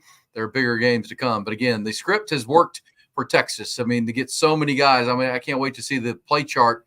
I'm assuming this can be close to 80 guys, or maybe more than that have gotten on the field here tonight on a hot night in Austin. And you're up, 42 points. This is exactly what you needed to do here to get some more guys, more reps, and you want to get better in this next month without playing great competition. Yeah, no, I'm with you. I think the goal is, especially these next two games, this game and then the next game versus ULM, to try to empty the roster, right? Try to get as many guys reps. You're still evaluating some guys too. Try to see how many guys have actually made a significant leap with the playing time that they've been able to get in the first few games. So I think for Sark next game, I mean, I think we can safely assume Quinn's going to be out the next game, even if it's healing great and it looks great, doesn't matter. No need to play him. Yeah, exactly. You don't need him. So we can all assume he's going to be out in this game. And you may have a couple of other guys that Texas may decide, you know what, we don't need you for this game. We want to safeguard players and, play it. Well, that's a luxury. Yeah. You did it with Jaden Blue this game. I mean, I assume Jaden Blue could have played if we're dealing with a SEC game you got to win. You just did it because you didn't want to have more depth issues at running back, which you do have depth issues at running back. Yeah. Well, and then, you add what we're seeing from Mississippi State tonight, where they're getting hammered by Toledo at home. You may have 3 games where you can be careful. And then a bye week before you have to play Georgia and Oklahoma and Georgia back-to-back weeks. I mean, that's a big-time luxury that we talked about. Georgia's having a dogfight tonight, and they've got Alabama coming up in a couple of weeks. Oklahoma has got Tennessee coming up in a couple of weeks. Texas, may have a real luxury here to get some guys off their feet, but also build depth behind them. By the way, this is just wild. The media stuff is going to be crazy. Arch Manning is the 7th best odds to win the Heisman at BetGM. Give me a break. Give me a break. It's going to be out of control. Oh, you know it. I mean, this thing's going to be. Everybody wants their clicks and hits off of this one. I don't know if it's going to lead Sports Center, but it's going to be one of the top ones. Y'all know it will be. Y'all know it's going to happen. Just, it's the truth. Well, what's the other top story? What's the other top story in college football today? If Georgia gets beat, Georgia. If Georgia loses, it'll lead. But if they come back and win 10-9, then it's going to be Arch, and then they'll have an interview with Peyton, and then Eli. It's going to be all over. Yep. I mean, and we've been trying our best to infuse some, rational dialogue in this conversation, but nationally they've been trying to pump up a quarterback controversy here in Texas, and every Longhorn fan is like, no, that's not the case. And we've been trying to avoid it, and now this gasoline on the fire. You won't be able to. If it starts next week, Yeah, so we won't be able to quiet that noise. That noise is going to take over, man. It's done. And something tells me, listening to Sark and this team, that they can say what they want. It's not going to change much with what they do and how they operate on a week-by-week basis. But, yes, that is fun for clicks and whatnot. But 9-6, Kentucky is punting with 2:24 to go in the third quarter. They've got a chance to get the ball back. But this game is, about 17 minutes to go in the ball game. Georgia has the ball about 25-yard line. They got about 75 yards to go to try to tie the game or take the lead. They have not led in the game. Georgia's been wire to wire. And by the way, we haven't talked about the LSU South Carolina game here tonight. I feel bad for Shane Beamer, man. I thought his team had that game. Well, if Lenore Sellers doesn't blow his knee out at the end of the half, they're winning that football game. Oh, 100%. 100%. And then they had a play where they were up 4 points, and they had a pick 6 out of the end zone. Garrett Nussmeier threw a terrible pass and was going to the house the other way. They'd be up 11, probably to won the game. And number 5, Qunn, their great pass rusher, just decked Garrett Nussmeier for no reason, got a 15-yard penalty, called it all the way back to the 10-yard line. They ended up having to punt. I felt bad for Shane Beamer today. I thought they should have won that game. Yeah, that was a tough one. I mean, look, how many quarterback QB1s went down today in college football? Van Dyke, Sellers, Qunn. I mean, I know I'm forgetting somebody. The NC State guy went out in the first half. I don't know if he returned. But, I mean, this was a bad day for QB1s in college football. It started really early with the 11 a.m. games. Connor Weigman didn't play. Now they played the guy who gives them a better playmaker, by the way, at A&M. And Florida's really bad, so we'll see. But still, I think Reed gives them a better playmaker. I think the same thing will happen with OU eventually with Michael Hawkins, by the way. It was a tough day for QB1s around college football. And then we'll see what Tate Ratledge is out. That's a significant injury if he misses a big part of the season for Georgia. I mean, that's a first-team All-American guard. You don't just replace those guys no matter how talented you are as a program. Yep. Yeah. Really. Well, and Jerry, don't bury that lead on the Oklahoma thing. I know you told me this in Dallas when we were up there for SEC Media Days that Jackson Arnold's the hype, but their offense, even though they won today, there was a pick 6 late that sealed the game against Tulane. It was closer than you think. They won 34-24 or 34-19, but it was 23-19 at one point in that game, or 24-19, and a pick 6 defensively kind of changed the ball game. Jackson Arnold, who's the guy behind him that could threaten that if things don't get better? That's Michael Hawkins. He's the son of former Carrollton Newman Smith, Oklahoma and NFL cornerback Michael Hawkins. It's Michael Hawkins Jr. He's trained with Kevin Murray for years in the DFW area. Kevin Murray does a great job training quarterbacks. I just think with Hawkins, oh my gosh, guys, somebody's going to get their covers now. Oh, here we go. Big boy touchdown. Oh, no, big boy. Big man Ethan touchdown. Burke playing lacrosse. He got out his lacrosse stick and picked it off and ran it in. That's a hell of a highlight right there, man. But so back to OU. The problem is, so Arnold is a one-read guy in high school. And when they played against DeSoto took that away. And I asked the DeSoto staff, what did he do anything against y'all? And they were like, no. So you kind of wondered how long would it take him to develop. But here's the thing. If you don't have a good offensive line, you need the natural playmaker at quarterback. Michael Hawkins is a better natural playmaker at the quarterback position than Jackson Arnold. But Oklahoma, that kid will have growing pains in a game too. So depending on how Arnold plays next week against Tennessee, which I think will be rough for him and that offensive line, and then at Auburn's not very good, but they still got some SEC defensive dudes to get after your offensive line. What does Venables do if Arnold really struggles against Tennessee and then even at Auburn? Then you're in a tough spot because Michael Hawkins will make more off-schedule plays from that position for a team that's offensive line struggling. Look at Ethan Burke with the interception, the good hands, and then the lacrosse speed to the end zone. And then he dives in like a rugby player. I mean, he did the rugby spike. I love it. Or, just get on the ground, get that ball across the pylon.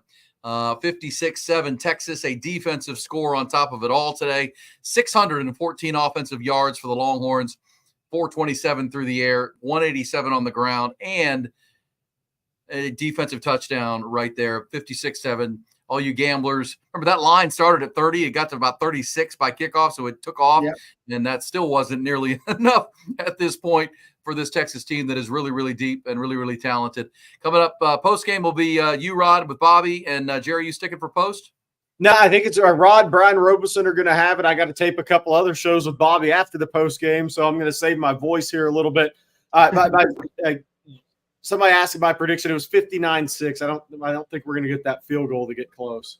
No, Mine was 56. I had 56. Oh, I had 56-6, I believe. Or 56 I think you did, Rod. I think you did. I was close. I think CJ's right in that area code too, 52-6 or something like that.